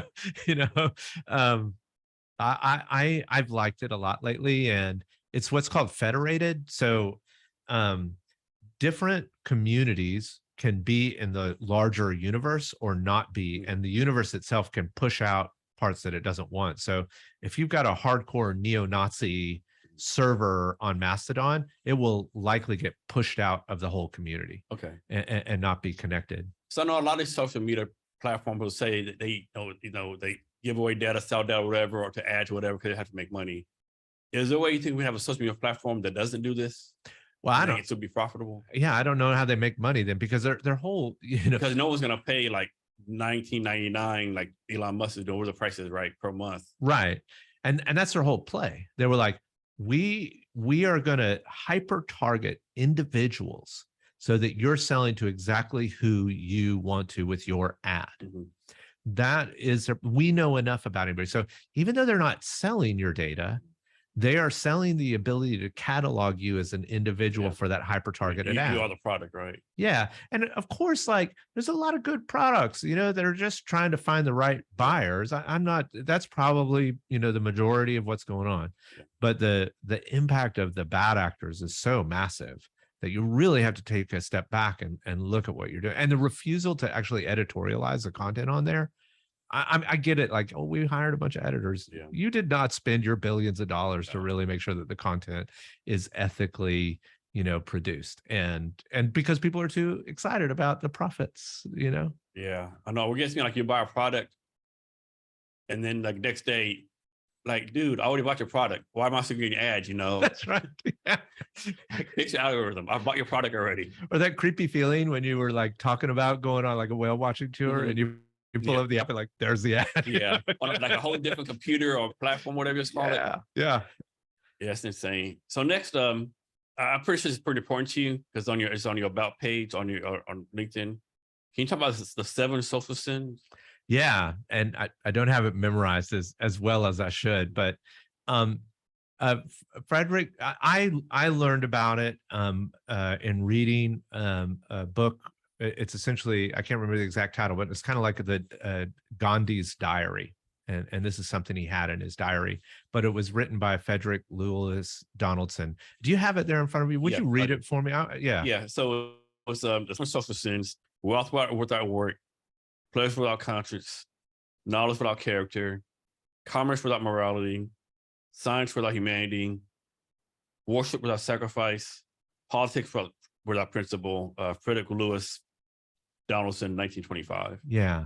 So look, you can be really passionate about building companies, right? And want to generate wealth for you, your employees, and your investors. I certainly would like to do that with StrikeGraph, but I also need to counterbalance that, with the impact that has. Otherwise, we wind up with like some of the issues we had in 2016, because the goal for only wealth without some measure of where that impact has, without some ability to understand the trade-offs that you're making, leads to bad outcomes. And we see that, I think, in worship at times. We see that in science at times. And we see that in all these categories.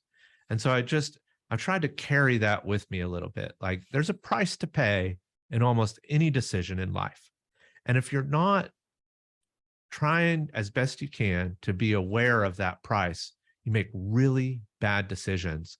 At a prior company, at Koru, we were working in the human capital management space. And what we had developed was an AI product to predict the likelihood that a job applicant would be a high performer.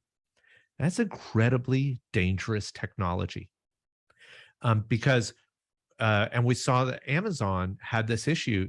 They built a similar AI product that recommended a lot of white men. I remember that. I remember there's a big controversy about that. I remember that. Yeah. And so I was really terrified that we were playing with fire a little bit and we could do more harm than good. And so what we built then, we said, okay, so we're nervous. This is powerful technology. What's going to happen?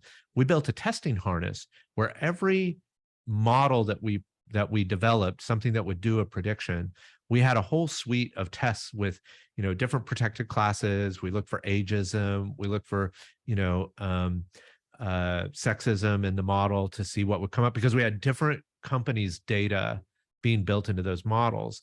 And so it's that kind of thoughtfulness that I think matters to me in what you're passionate about, and ensuring that you're aware of the trade-offs that you're making. So next, talk about your decision process to have a remote work company and unlimited vacation. Yeah. So I don't think COVID gave us a ton of decision making around the remote. So like, we founded the company in February of 2020. And if you would have asked me then, like, what I was the most excited about, I was excited about coming into the office every day and seeing everybody.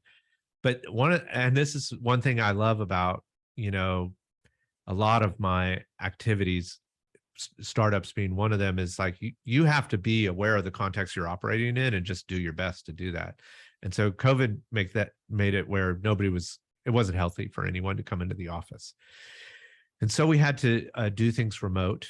But then you also need to understand, like, what are the advantages available to me in doing this? And so one thing is that we could hire a more diverse workforce and I mean diverse, not just from a race perspective or pure culture perspective, but also like geographically. So, across the United States, we've got talent. Yeah, because people in Atlanta think differently from people in Seattle versus New York City. Yeah, we had different experiences and backgrounds, and Atlanta certainly has some tough history and some real amazing successes, and some heroes and heroines and everybody in between that I'm quite proud of. And so I think that I'll say a couple things about the remote work. I think from a business perspective, I'm a pretty touchy-feely kind of CEO, CTO. I like the human interaction. One of the things that doesn't always make me good at is like strict metric achievement, for teams. And the being remote made me really lean into like, okay, for us all to be successful, the contribution from this team needs to look like this. And so I did a better job of being metric driven, and designing StrikeGraph from a business perspective. And so that was good. There is an impact. We have to humanize each other. And if you're not in physical spaces, it's really hard to do. One of the things I learned in theater is about 80% of communication is nonverbal. And so if I can't see your eyes and your body and that language, I may have a hard time understanding your motivation or how you're feeling.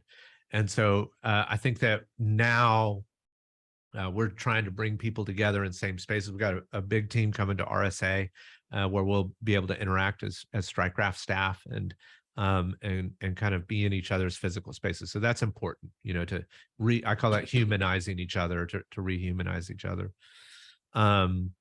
I think so the remote thing is kind of got forced on us, but you make the best of it you can in a way. Yeah.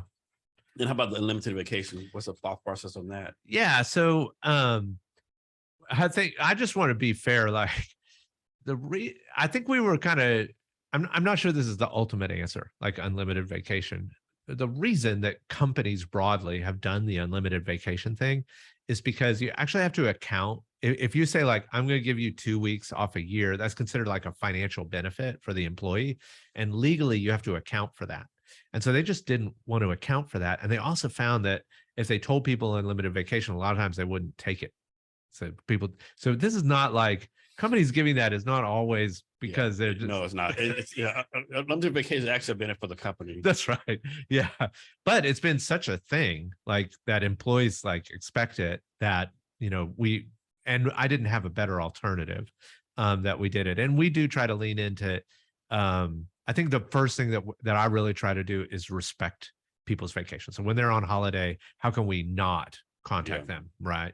And same goes for me. I kind of hope like when I'm gone, I don't get a call. It's not always the case, but that's what I'd like to, I mean, you're the CEO, right? That's right. Yeah. So sometimes there's an emergency, and thank goodness my family is really, understanding about it. Yeah. Yeah. So back to remote work. So I'm a big believer in remote work. I'm a big believer also that everyone is not a remote worker. Yeah. So how do you make sure that people you hire can actually handle remote work? You have like some kind of process, some kind of test you give them as a part of your hiring process?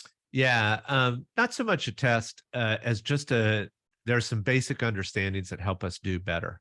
And again, like it's hard to teach someone the art of something, but we can give you the basic skills and then you can get there. So one of the things that we do is it's like, hey, when you're first off, name your hours so that people know when you're in the office, and then be on Slack. I want to see the little green light on. And so that's really important. I know you're in the office. I know you're probably working, and I know you're available, and I can ping you if we need to have a quick conversation. So that's really important on the remote work. The second is that we ask that everybody get on video if at all possible. And as a matter of fact, it should be the outlier that you can't be on video. Yeah. And again, that's just we're not trying to invade your living room, but we are trying to see you. You're paying a decent salary. Like I always kill you. Like you have these people like, I'm tired of being in a Zoom. I'm not gonna be on a Zoom video anymore. I'm like, are you kidding me? Right? This person's probably paying you money or whatever the case may be. Like, yeah. To me, it's just common courtesy. Turn your camera on. Like, the means. Don't get me wrong. Like, you call an employee, hey, this ain't a scheduled meeting, but man, I need to ask you this quick question. 5 minutes. Okay, maybe you have the camera off, right? Because that's right. But it's like it's the weekly meeting every Friday at 1 p.m. your time. Know what's happening. Like that's the one thing I don't get. Turn the video on. And so we make that a part of our policy, right? Like there's certainly like times when when you can't, like maybe you're traveling to a conference and so you just not in front of your computer because we've asked you to go. Or maybe my kids use the school this time, but man, they're here and it's like hell's all loose, right? Although I celebrate that. I like whenever like I'm with a colleague and the kids come into the room, I'm like, hey, how's it going? Like I try to not make that an issue. Yeah. Like it's okay. I think it's a treat to invite each other into our lives a little bit that way. And I have a colleague and her son the colleague will sometimes say like, you shouldn't come in while I'm on a call. And he says, oh, but I know Justin, he's my friend. Yeah. So, Yeah. that's heartwarming for me. I really dig that. And I want this colleague to feel comfortable, that I'm okay with that. Like, that's not an issue. So earlier you talked about the culture you're building at your company. What kind of culture are you trying to build at your company? Yeah, we definitely have like a great set of values, like defined values. I think that one is that we, there's a couple things that are really important in there.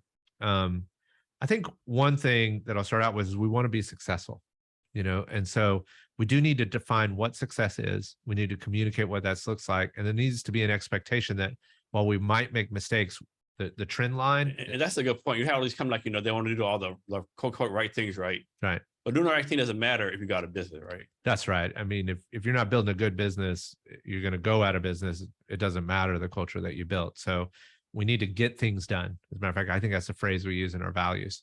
And so that's really important to us. And sometimes it's not a good fit if you can't, get things done. We need to be fair with ourselves and you. And believe me, it's in no one's interest to fail over and over and over again. That is not compassionate to that employee. Yeah. The other thing is deep transparency. So it's okay to talk about the problems. It's okay to discuss what went wrong. It's okay to make a mistake. So that's another part of our culture, because we can't solve like deep problems if we're not able to understand the problem well. You won't be able to create a solution. So that's a pretty critical part of the culture. And then I think another one that's really important to us is that you're more than your work. So this is not all that we do, and that means like carving out time for your hobbies and the extra things and the things that you're passionate about. And also celebrating that in a way, being able to say, hey, I love that you're a part of this, and maybe go visit them while they do it. If they race bicycles or, there's something else. I like to go, connect in those events sometimes with them. Yeah. So I don't know if you're hiring right now, but when you're hiring, like for whatever position, what can somebody do to make themselves stand up? Besides, of course, you fill an application out, link with a case. But what would someone can do, like put themselves like on the top of the pile, so to speak? Get someone's attention at your company. I think you got to show passion for the practice. If you're an engineer, a software developer, are you passionate about technology? Is that your focus? If you're on our sales team, are you passionate about people, getting connected with them, learning what their problems are, and seeing if you're a solution? So that passion is really important. It helps a lot that you are a good teammate. That's critical. Like, I'll hold passion and ability to collaborate well over any technical skill set. Oftentimes, like the technical skill set we might be able to get to or learn ourselves into, but the other two you got to fundamentally bring with you. I will say that I built a lot of teams over the years, and I cannibalize a lot of times the teams that I worked with in the past for the new team that we're putting together. So I think all of my leadership team, except for my co-founder, we've all worked at other companies together in the past. And that's probably true of a lot of the people that we've hired, is that they probably knew somebody that's already been hired in a way, and that they built a relationship with that person at that prior company, or even through some other relationship where we got to know them before we made a hiring decision. Then they kind of go through the interview process. We make sure that we have general consensus that manager and the team around them thinks this is a great person to add before we take a final decision. Our next part of the question, like, it kills me if people say I'm a hiring expert. No, you're not. Right. Like, odds are you're not hiring. Every person you hired was not a home run, not a home run, right? I know. Yeah. So, like, having said that, what's the process for y'all to decide, okay, this person is not a fit or not a match or not making it, so to speak, right? And how do y'all go about, let this person know that this isn't working out? Yeah, for sure. Well, I just want to say that you're absolutely right. Like, I think I've hired a lot of people, but I also think that like 2/3 of the people 2/3 of the people I hired were exceptional fits, but 1/3, like I might have made a mistake. Right? Like, it kills me on LinkedIn. You see these profiles hire an expert. Yeah. Are you really? I know. Are you really? Yeah. Let me see some stats behind this claim you're making, because I'm a bit some money you're not telling the truth. And people change, right? Like Yep. you might come in one situation and over time things change or what you want to do. So, it's not static. And it's people too, like when I was in the Army, I've had I took an old job and the person I took this place for, this person is like piece of shit. He doesn't work well. And they come superstar for me, right? Yeah. Vice versa. I tell somebody this guy is worthless, right? I'm okay. I don't say they're worthless, but I say he's not a good performer, and be the best soldier ever for this other person, right? That's right. That's absolutely right.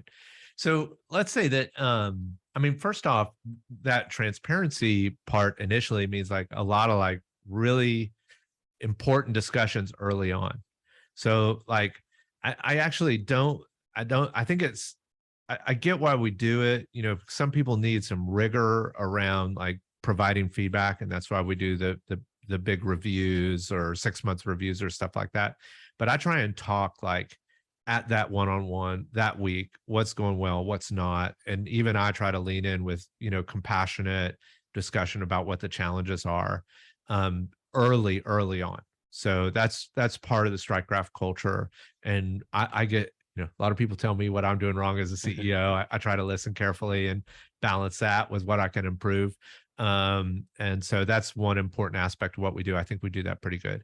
But sometimes things can get to a place where it's starting to feel like we need a real serious, measured change in what's going on. And in that case, we write a performance improvement plan. And the manager for that individual will write a performance improvement plan. Our template is really amazing. Kudos to our director of assessment. He helped us design this, but it's based upon our values. So one of our values is we get stuff done. But let's say that you're kind of not meeting expectations for delivery. In the performance improvement plan, we'll say where in the values you're kind of missing our values, just so we kind of level set what the expectations are.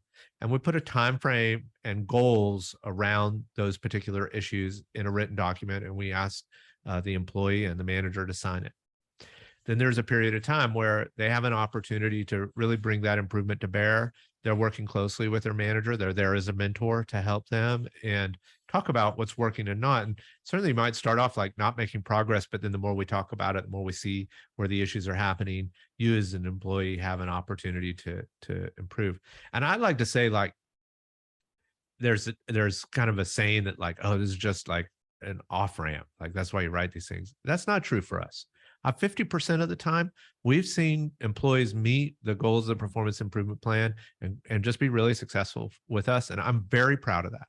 I am more proud of that than, that change and that work together than many of the HR initiatives that we've done, that we truly believe that these plans are put together, and we work very hard to be thoughtful about them in a way that gives an opportunity for success for that employee.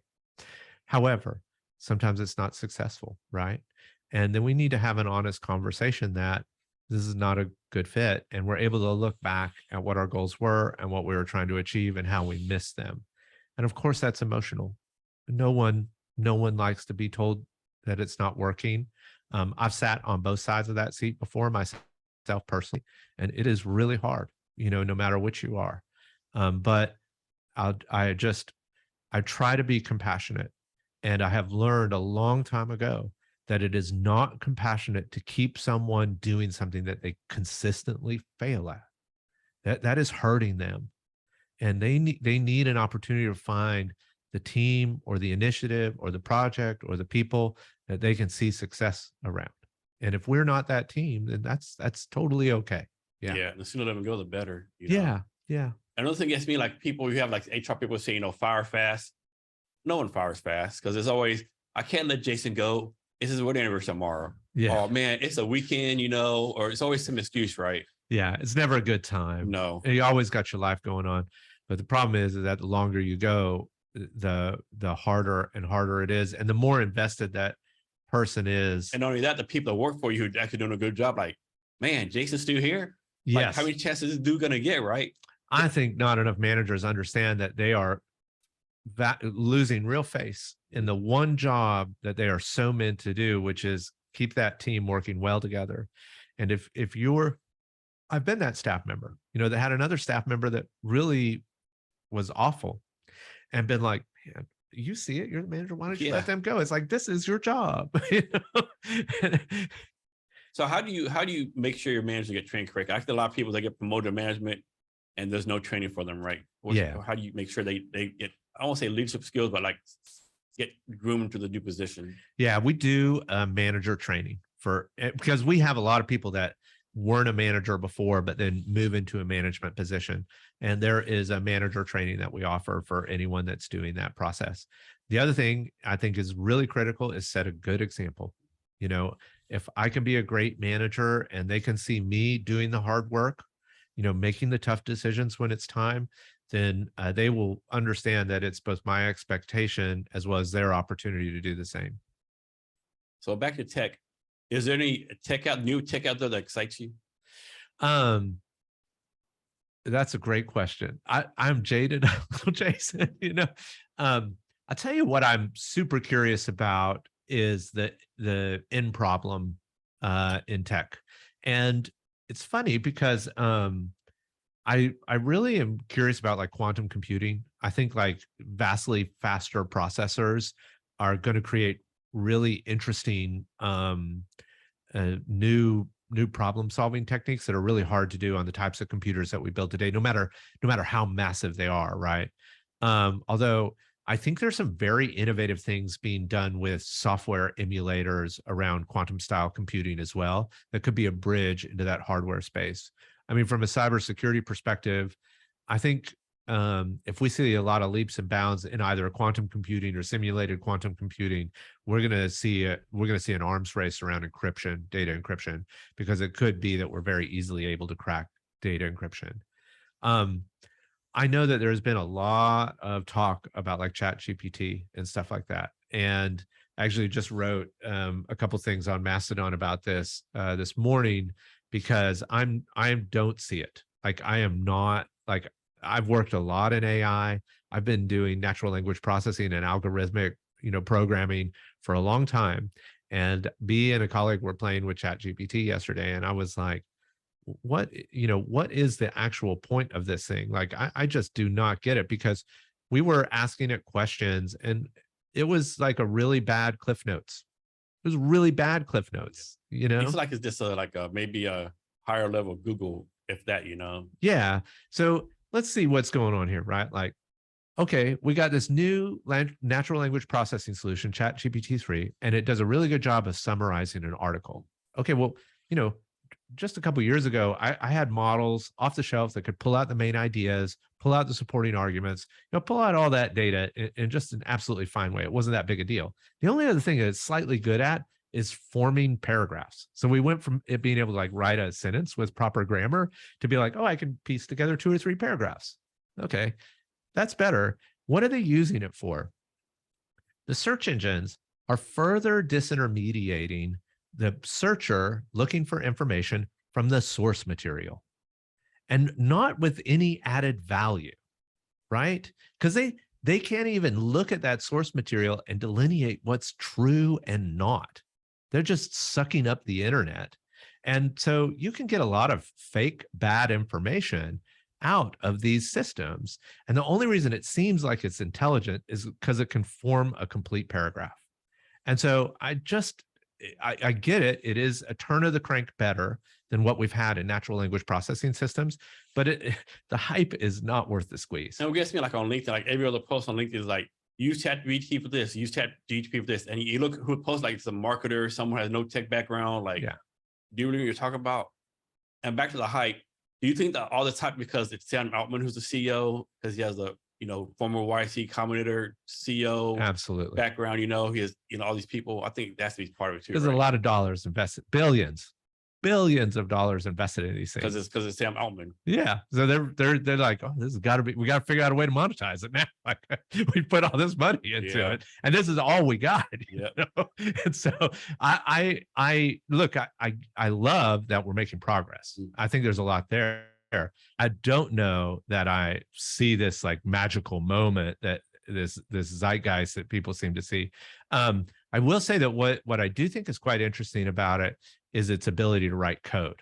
And so I think every software developer in the world should be playing with it like, write me a function that does this and seeing what it spits out. So, but remember, code is not English, right? And there is a really distinct like beginning, middle, end to the way a function works. It's logical.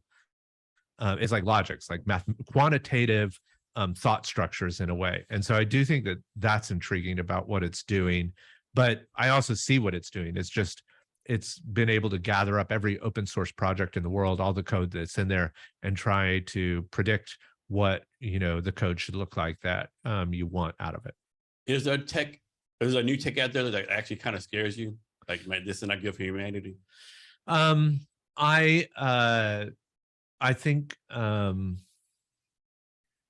quantum thing is a little scary, because if we lose all our encryption, no data is safe at the end of the day. Like our ability to like bank online goes out the window, because all your passwords will be decrypted as you send it into the server. It'll know your login. So that's the one that I think could break a lot of things before it fixes anything. It's pretty scary. I think that I'm not sure. I wonder how people are going to deal with AI generated video and audio. That is a little scary, because I read about a security issue where essentially they took recordings of a woman and used those recordings to generate their voice, what they wanted the voice to say, and then basically made a phishing call to that person's father that sounded like that woman. And so I think you're seeing an ability of AI systems to fool our brains in places where we trust communication. And we've seen this before, right? Like the Gutenberg press is a perfect example of like the 1800s with pamphlet printing. You could print whatever you wanted on a piece of paper, and people are like, oh, maybe it's like the Bible. Maybe I should believe it that way. So I think that's a little scary, and there's no solution. These tools are here today. People are just going to be able to be careful about discerning what honestly they can trust and not. Yeah, like how do you know what to trust? There's deep fakes, all calls, like you see stuff, on TV, and they'll tell you this is a deep fake, is it a real person? Like, looks like the person. Yeah. And then you're like, well, maybe it looks like me with Instagram filter, but like a pass for me, the voice sounds the same. It's something, a little glitch here and there, like. Right. I saw once an AI product that would, depending on your, all the data they collect on you, and there's a lot. Let's say you're logged into Facebook and then you go navigate to another website, right? They might have a lot of information from Facebook about you. They might be able to tell that you're Latino, that's your like cultural background. And they would use AI to regenerate the images on the website to look like people of your culture. Yeah. So, you're just going to have to be careful that they're selling you something here, And the trouble is, I think there's a lot of people who are not tech savvy, right? Yeah. That everything, it's on the internet, must be true. I've seen this, it's not, or, like, I won't say gullible or naive, but, gullible or naive, right? Then all the stuff works. Yeah, because what we could rely on is shifting. Now, what I hope happens is that the outlets, the media producers that we do want to trust, that do drive themselves to good ethics and practice good editorialism, kind of get lifted up in this environment where it's like, I can't trust anything, but, let's say, I think the Republic or like Wall Street Journal might be a conservative leaning type media outlet, but maybe you're like, no, they have a good editorial group. They do their research. I kind of trust, that they're factual in their reporting. For me, I have like a New York Times subscription, and I realize probably a lot of people perceive that as a little more liberal, but I go to that specific outlet because I trust that there are human beings making decisions about what goes into it. Yeah, news, that's another story, right? You got Fox News, they're in the suit right now for, the voter fraud thing. They, right. Whatever, CNN, a lot of people call them the clown news network, Yeah. It's like, the days of, what's his name? Man, can't think of the guy back in the 60s or 70s, Walter Cronkite. The days of Walter Cronkite are long over, unfortunately, right? They're long gone. Yeah. I think our first issue, we were trying to solve access to that information. And then we were trying to make that information more approachable because it was more visual, like it's storytelling in a way. But now, it's just so easy to generate that information. You don't even actually need human beings to do it. A machine can do it. Yeah. That you're just going to have to be really careful about what trust. Yeah. Yeah. So on to a more fun topic. Okay. Let's talk about your tattoos. Oh yeah.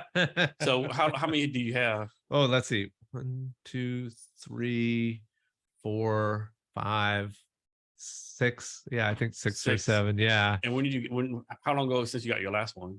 Let's see. I got this part on my arm, my sleeve done like 2 years ago, Okay. 2 or 3 years ago. And this is for the South. These Okay. are like different flowers that you'd find in the South, magnolia. Trying to keep the Southern connection. Yeah, for sure. It's been a deep part of my culture and my background and where I come from. And there's a lot that I love about it that I carry with me wherever I go. Yeah. And when did you get your first tattoo? I was 19. 19. I think. Yeah. Yeah. I grew up in a really conservative household, and I was away to Justin, college. you're going to hell for this I know, tattoo. that's exactly right. Yeah. And you're gonna stick with the devil now. Yeah, I marred the temple, as it would say. I got my first one on my leg, way back in college, the second I was out of the house. Of course, like at that time in the early 90s, there's a lot of like interest in body modification, piercings, and I was really interested in all of it and stuff like that. Yeah, it's like definitely like more professional now, versus back in the day. Oh yeah, there's a ton of acceptance over it, and it's like you were in the military. They had the rule about the wrist, and I think like the collar, like you didn't do anything like that. But today, I see people in very professional environments with face tattoos and stuff like that, and people don't blink twice anymore. I used to get questions all the time, right? Like, oh, what's that about? Why'd you do that? And these days, no one blinks an eye. They don't even notice. No, they don't, especially up in the Seattle area. Yeah, which is great. Like do you and celebrate it. And if you want to talk about it and share it, then that's awesome. As long as I have a face tattoo that says F you, or like I hate all people, Right. Yeah. I mean, I think it can get unhealthy in a way, right? Some of the body modification stuff, but I don't judge whatever you want to do. Yeah. Yeah. So you already talked about some, but can you go more detail, like why you started StrikeGraph?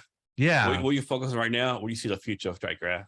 Yeah. So I think one of the reasons I just love what I do. I was talking with a friend recently that's another founder, and he was like, oh yeah, I'm thinking about doing another one. And I was like, aren't you tired yet? Because I'm in the middle of it. Some days I'm tired.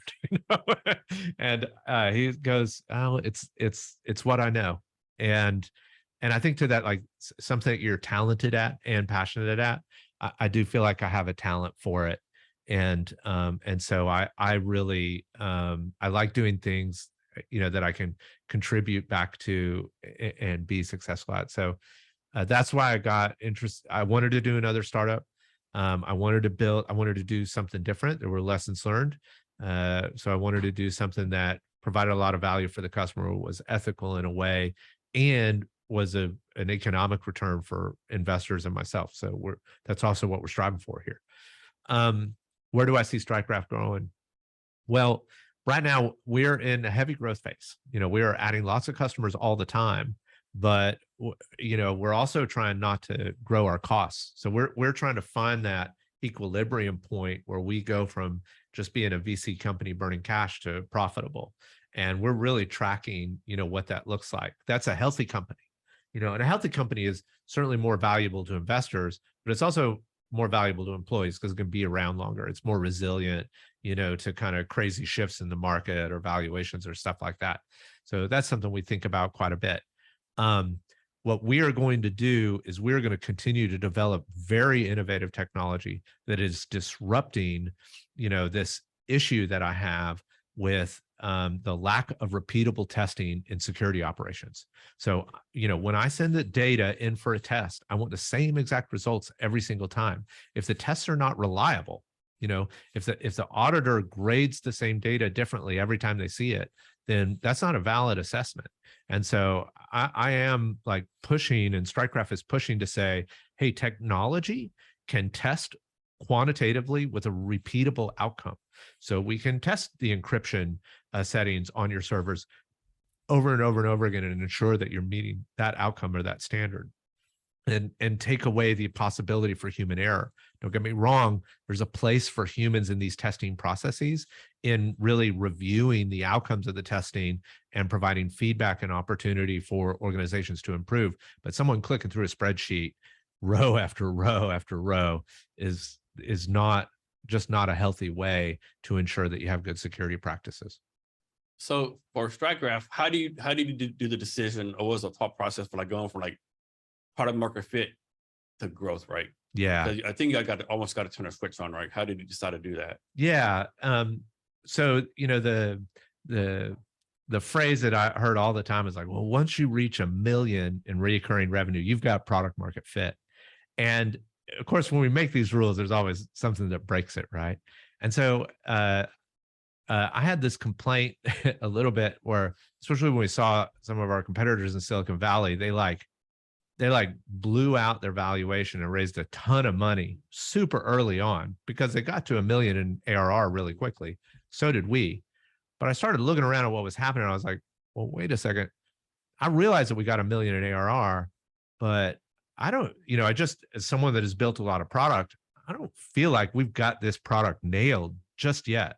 And so I started talking to people saying, what's happening in our marketplace is that it's easy to get problem market fit.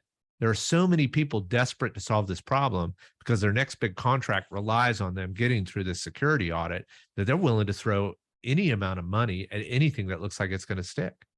And so you're getting a real false positive from some of these products in the marketplace that they're going to be the big winner when all they really have is problem market fit, not product market fit. So for us, the product market fit has been a transition. And I'll tell you when I really think it matters is after you've gotten through your first year of renewals. So if you sold a bunch of customers and they use that product for a year and you get up to the renewals and only 10% of them sign back on, you do not have product market fit, right? And so I think we are at the tail end of that in a way. I allowed it to spread out even as we scaled the business, because now we're driving at industry leading retention and expansion and in our particular marketplace compared to our competitors. And so that's what really counted to me. I think that's what you got to look for. What advice you have for any brand new entrepreneurs just starting out? Yeah. Don't do it. No. It's an adventure, right? I mean, a couple of things that I think are really important is that one thing that I tell folks, and this is a very pragmatic way to think about it, is that don't make investors your revenue stream. Too many people, and I'm a little frustrated that our market has thought about it this way. They don't think about like the amount of money they're earning from customers, because that's the true value wheel for everyone, investors included. They think about investors as a revenue stream, like, oh, I've raised so much money, we're successful. That's not the way it works, actually. That's not the definition of success. And so really focus on customer value, retention of customer, where they're at. Listen to that carefully. If you're paying attention to that, investors will want to invest. But balancing the valuation and the amount of investment you're taking on for the outcomes you want to go after with that investment is really important. That's the art, I think, of a lot of this work. The second thing is that I never got any business I ever built to grow bigger than it was meant to grow, like period. I said to somebody recently, like, building a company is kind of like Jell-O in the Tupperware. It's just going to fill in the Tupperware, Very true. And so don't take it personally. The business you build might only be built to be so big that might be its appropriate size. That's the size of the market. That's the size of the opportunity. That's how much people are willing to pay for the value it provides. Some of those things you can't change. They just are. And it's good to be aware of them, but you're going to get surprised, as you go out there and learn things too. And so don't take it personally, So follow-up question on that. Suppose someone's out there, they've been working the company 2, 3, 4 years, right? And of course, people say, don't never give up, don't quit, keep on grinding. But when should someone say, okay, maybe this isn't working for me? Like, what kind of like signals do they say? Of course, you see the meme where the person is digging for diamonds and right before you're supposed to hit the diamond mine, he walks away. That's a big fear. But like when you should, okay, maybe I need to at least take a break. Yeah. I just want to like point out that like that's like the way a gambler thinks, right? Like, oh, this is like this next thing is going to be my big win. It's going to come in until you're completely broken. You have nothing left. That's when you need to be careful, right? And so maybe how we started the conversation is important to think about. Where's your mental health at? Do you still have a passion for this project? Are you walking in happy and excited about what's going on? And look, there are all kinds of like interesting outcomes that I've seen of businesses over the years. You may find a buyer, and it might be the right time for you to hand that company off to someone else. Roundbox, my consulting business, we were pretty successful. We'd grown a great business. I hadn't taken on any capital. I owned it completely. What the problem was is that our customers needed us to grow even more, and I couldn't afford the scale of the growth anymore. Like, my house was out there on the balance sheet, and that's terrifying. And so I recognized that I had taken it as far as I could. And luckily we had a good buyer, and I found an M&A opportunity, and we handed it off to them to continue to grow. Yeah. Nice. So, you have a lot of stuff going on, CEO, all the products you're working on selling. How do you do your schedule like every day? Like, do you have a block calendar event? Like, how do you make sure like you stay focused? Yeah. So I don't know that I'm the best at this. My day tends to fill up with a lot of meetings. And I tend to keep it pretty open, because especially in a fully remote place, like this is my version of the open door policy, right? Like you can book I tell new employees that one of the things every onboarded employee does is that they set up a calendar event with me so that they know how to put time on my calendar so we can talk if they have something going on. However, we all try to be respectful. Like that business hour things has a flip side, right? Like outside of business hours, we try not to bug each other. I've talked with a couple folks who are starting to build this habit where I'm like, even if I'm on the phone, let's say it's like 7:00 at night and I'm on the phone with somebody and we're like, okay, we need to prepare this communication for somebody else on the team.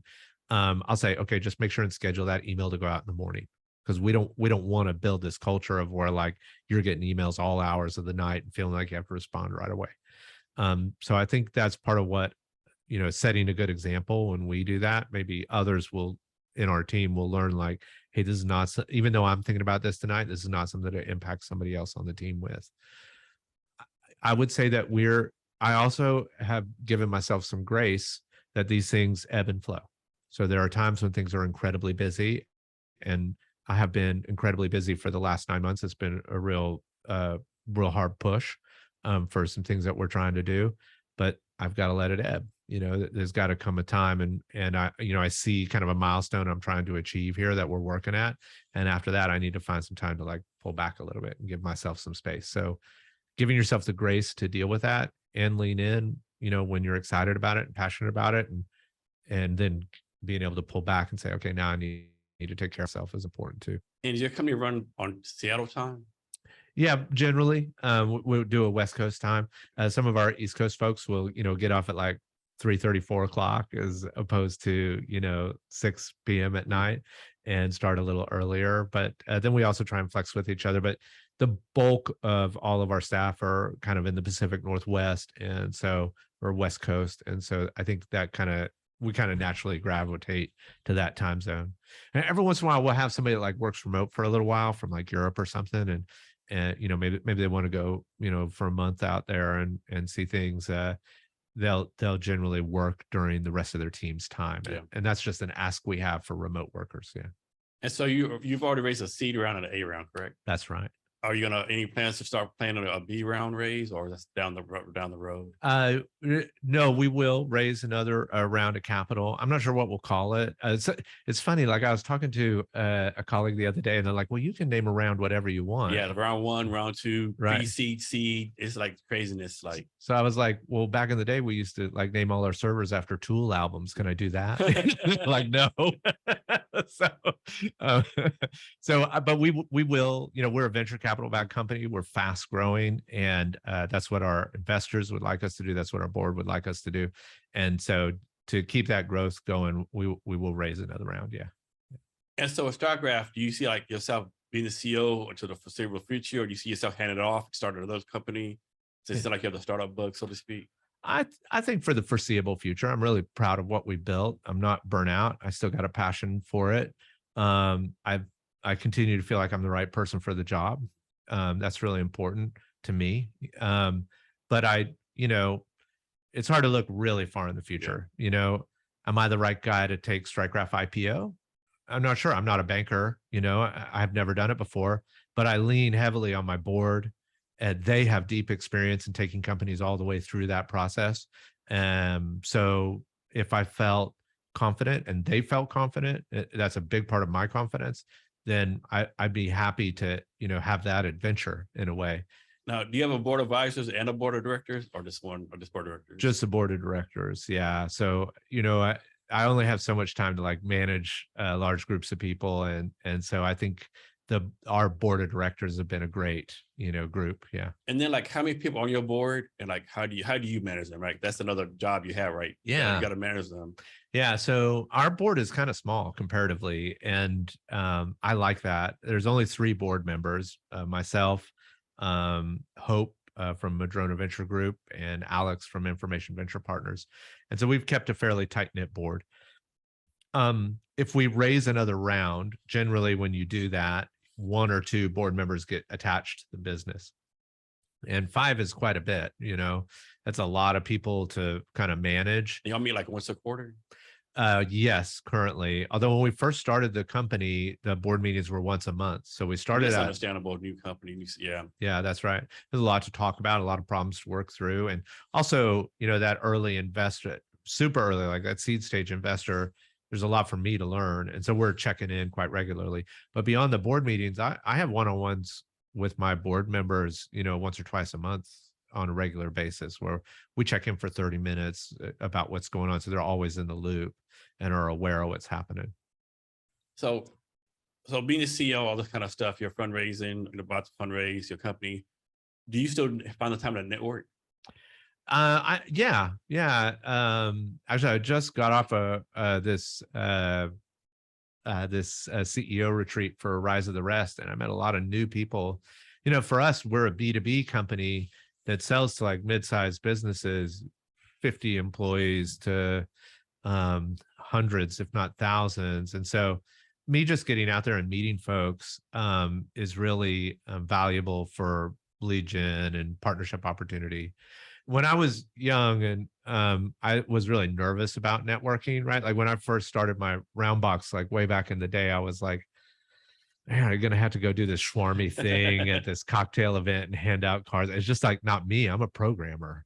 But I think over time, and I do this a lot when I'm talking to young people that are just kicking off their career, the way I think about networking now is more like art. It's like you need to meet people that you actually really like and connect well with and are kind of aligned from a morals perspective or a passion perspective. And you build that like kind of piece by piece, brick by brick. It's not just the number of contacts in your LinkedIn. It's really meaningful engagements that matter. And so, yeah, I continue to network and grow that network. And that's really important. Yes. So Justin, anything else I asked you that I didn't, or anything else you want to talk about? I think we did a great job, but I want to think of something that would be fun to chat about. I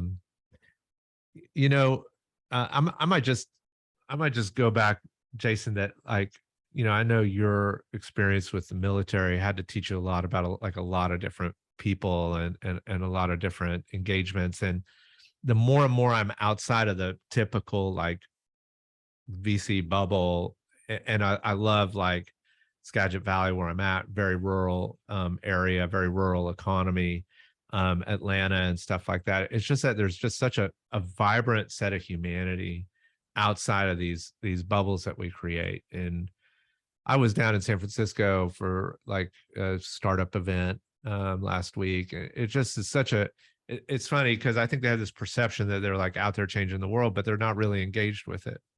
And that makes me sad in a way because there's so much energy and passion going on for sure. I love it. but there's just a big wide world out there of problems to solve. And sometimes we're too myopic about the next social media platform or the next, last mile platform, or the next social media platform, the next dining out platform, Yeah. Like is tech really solving real problems? Right. And I think from the days I was, writing basic code to today, I'm calling us all out, myself maybe sometimes as well. Like, was I really building something that helped people? We want to make money, but we also need to ask ourselves deeply, am I ethically doing the right thing? And I think that it's just an important question to ask ourselves as an industry, like, what are our ethics? What matters to us? And we don't ask it often enough. Yeah, exactly. So can you give us, first, can you give us your social media or emails, whatever, so people can reach out to you? Yeah. So certainly like strikegraph.com is a great place to learn about what we do. And right on the website, you can come and get a demo or learn about that. Social media wise, from a professional perspective, please, grab me on LinkedIn. And then you can search mastodon.social for Justin Beals, and I'm on there as well. You probably don't know this, but how many people use Mastodon right now? Any idea? I'm not sure the number, but I was reading, like, when Twitter was, well, as they are imploding, a lot of people were moving over to Mastodon, and they were growing quite quickly. And I think that's tapered off a little bit, like not quite as big. But every week I have a friend that's moved over, and all of a sudden I see them pop up and they're following me now on Mastodon. So far I've really, really liked it. It's been really good. And I guess what I like most of all is I don't feel like a bad person, by putting my information up there. Yeah, that's that right. Yeah, like you put your stuff out there, try to be authentic, and then you get like blasted from all these trolls. And yeah, the one thing I'm a firm believer in these social media platforms, like, has to be a way where you can't be anonymous, right? That's right. You shouldn't be able to have to be like, Bourbon 1, 2, 3, and like have your like Twitter fingers revenge, right? You should be if you say something about whatever, okay, Jason said this, right? Right. We've had a long conversation actually about anonymous communications even inside our company. And is that comport with our values? And I have serious concerns that if you aren't carrying your reputation and the impact it can have along with what you say, then there's just an opportunity to say whatever you want, and sometimes just to, piss people off, right? And it's not right. So I struggle with the purely anonymous communications for sure. Justin, can you give us any advice on wisdom or anything you want to talk about? Skate or die. That's great advice. Justin, thanks for being here today. I really appreciate it. Jason, thanks for holding a long form podcast. This is a great conversation. I appreciate it. Yeah. And to our listeners, thanks for your time as well. Remember to be great every day.